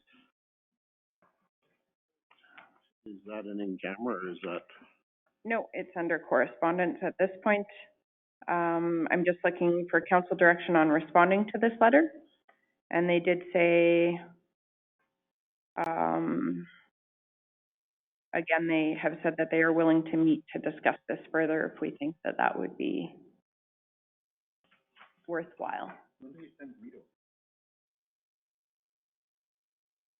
I guess that's why I know when I read it through, I had some concerns, and I don't wanna put it We can move in camera. in the open forum with it. I think it needs to be an in-camera discussion, because it does deal with property. We can definitely, or council can definitely make a motion to move this in camera if they wish. I'll make that motion. Brian, do you have the FOIP section handy? I'm just looking, but I would wager a guess it would be third section party. 6. Yeah, I don't have it offhand. I know you could definitely put it under there. It might be section 16. Yeah, that's what I was thinking. Yeah, it would be section 16.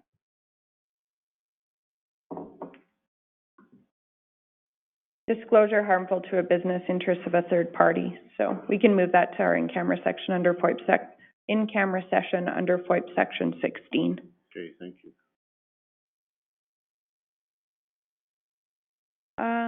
I do just need a motion to accept the correspondence that was in the package's information as well. So moved. Councillor Armstrong has moved. Any further discussion? Is any councillor opposed?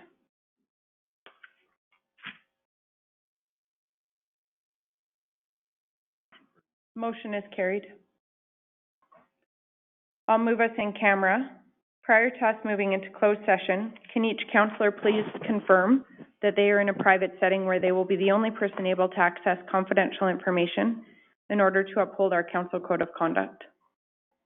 So we'll just do a roll call. Reeve Link can confirm. Deputy Reeve Clausen. Look in the room. Yeah, I'm good. Councillor Wilson. Suppose so. Councillor Bigger. Yes. Councillor Eichert. Yes. Councillor Kester. Yes. Councillor Armstrong. Yes. And is any councillor opposed to moving in camera? Motion is carried. So we'll just discontinue the call and move to our private call-in number. Councillor Wilson has moved us out of closed session. Is any councillor opposed? We have two resolutions arising from the closed session. I move to send a letter to the Premier of Alberta, Ministers of Municipal Affairs, Energy, Agriculture, Jobs, Economy, and Innovation, and the Associate Minister of Natural Gas and Electricity, as well as our 4 local MLAs, asking for the means to collect unpaid linear taxes. And sharing that. And share, and yeah, attach with the Links Energy letter. And the impact to our budget. So kind of an advocacy letter about a collectability mechanism. Is there any questions or discussion? That's an awesome idea. Is any councillor opposed? Motion is carried. I'll move that we send a letter to Links Energy, outlining the discussions that were held. There's a motion on the floor. Is there any questions or discussion?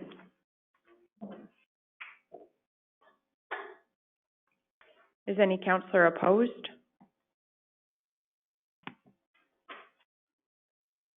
Motion is carried. That brings us to the conclusion of our agenda. I'll adjourn the meeting. Thank you, everybody. Thank you. Have a good week.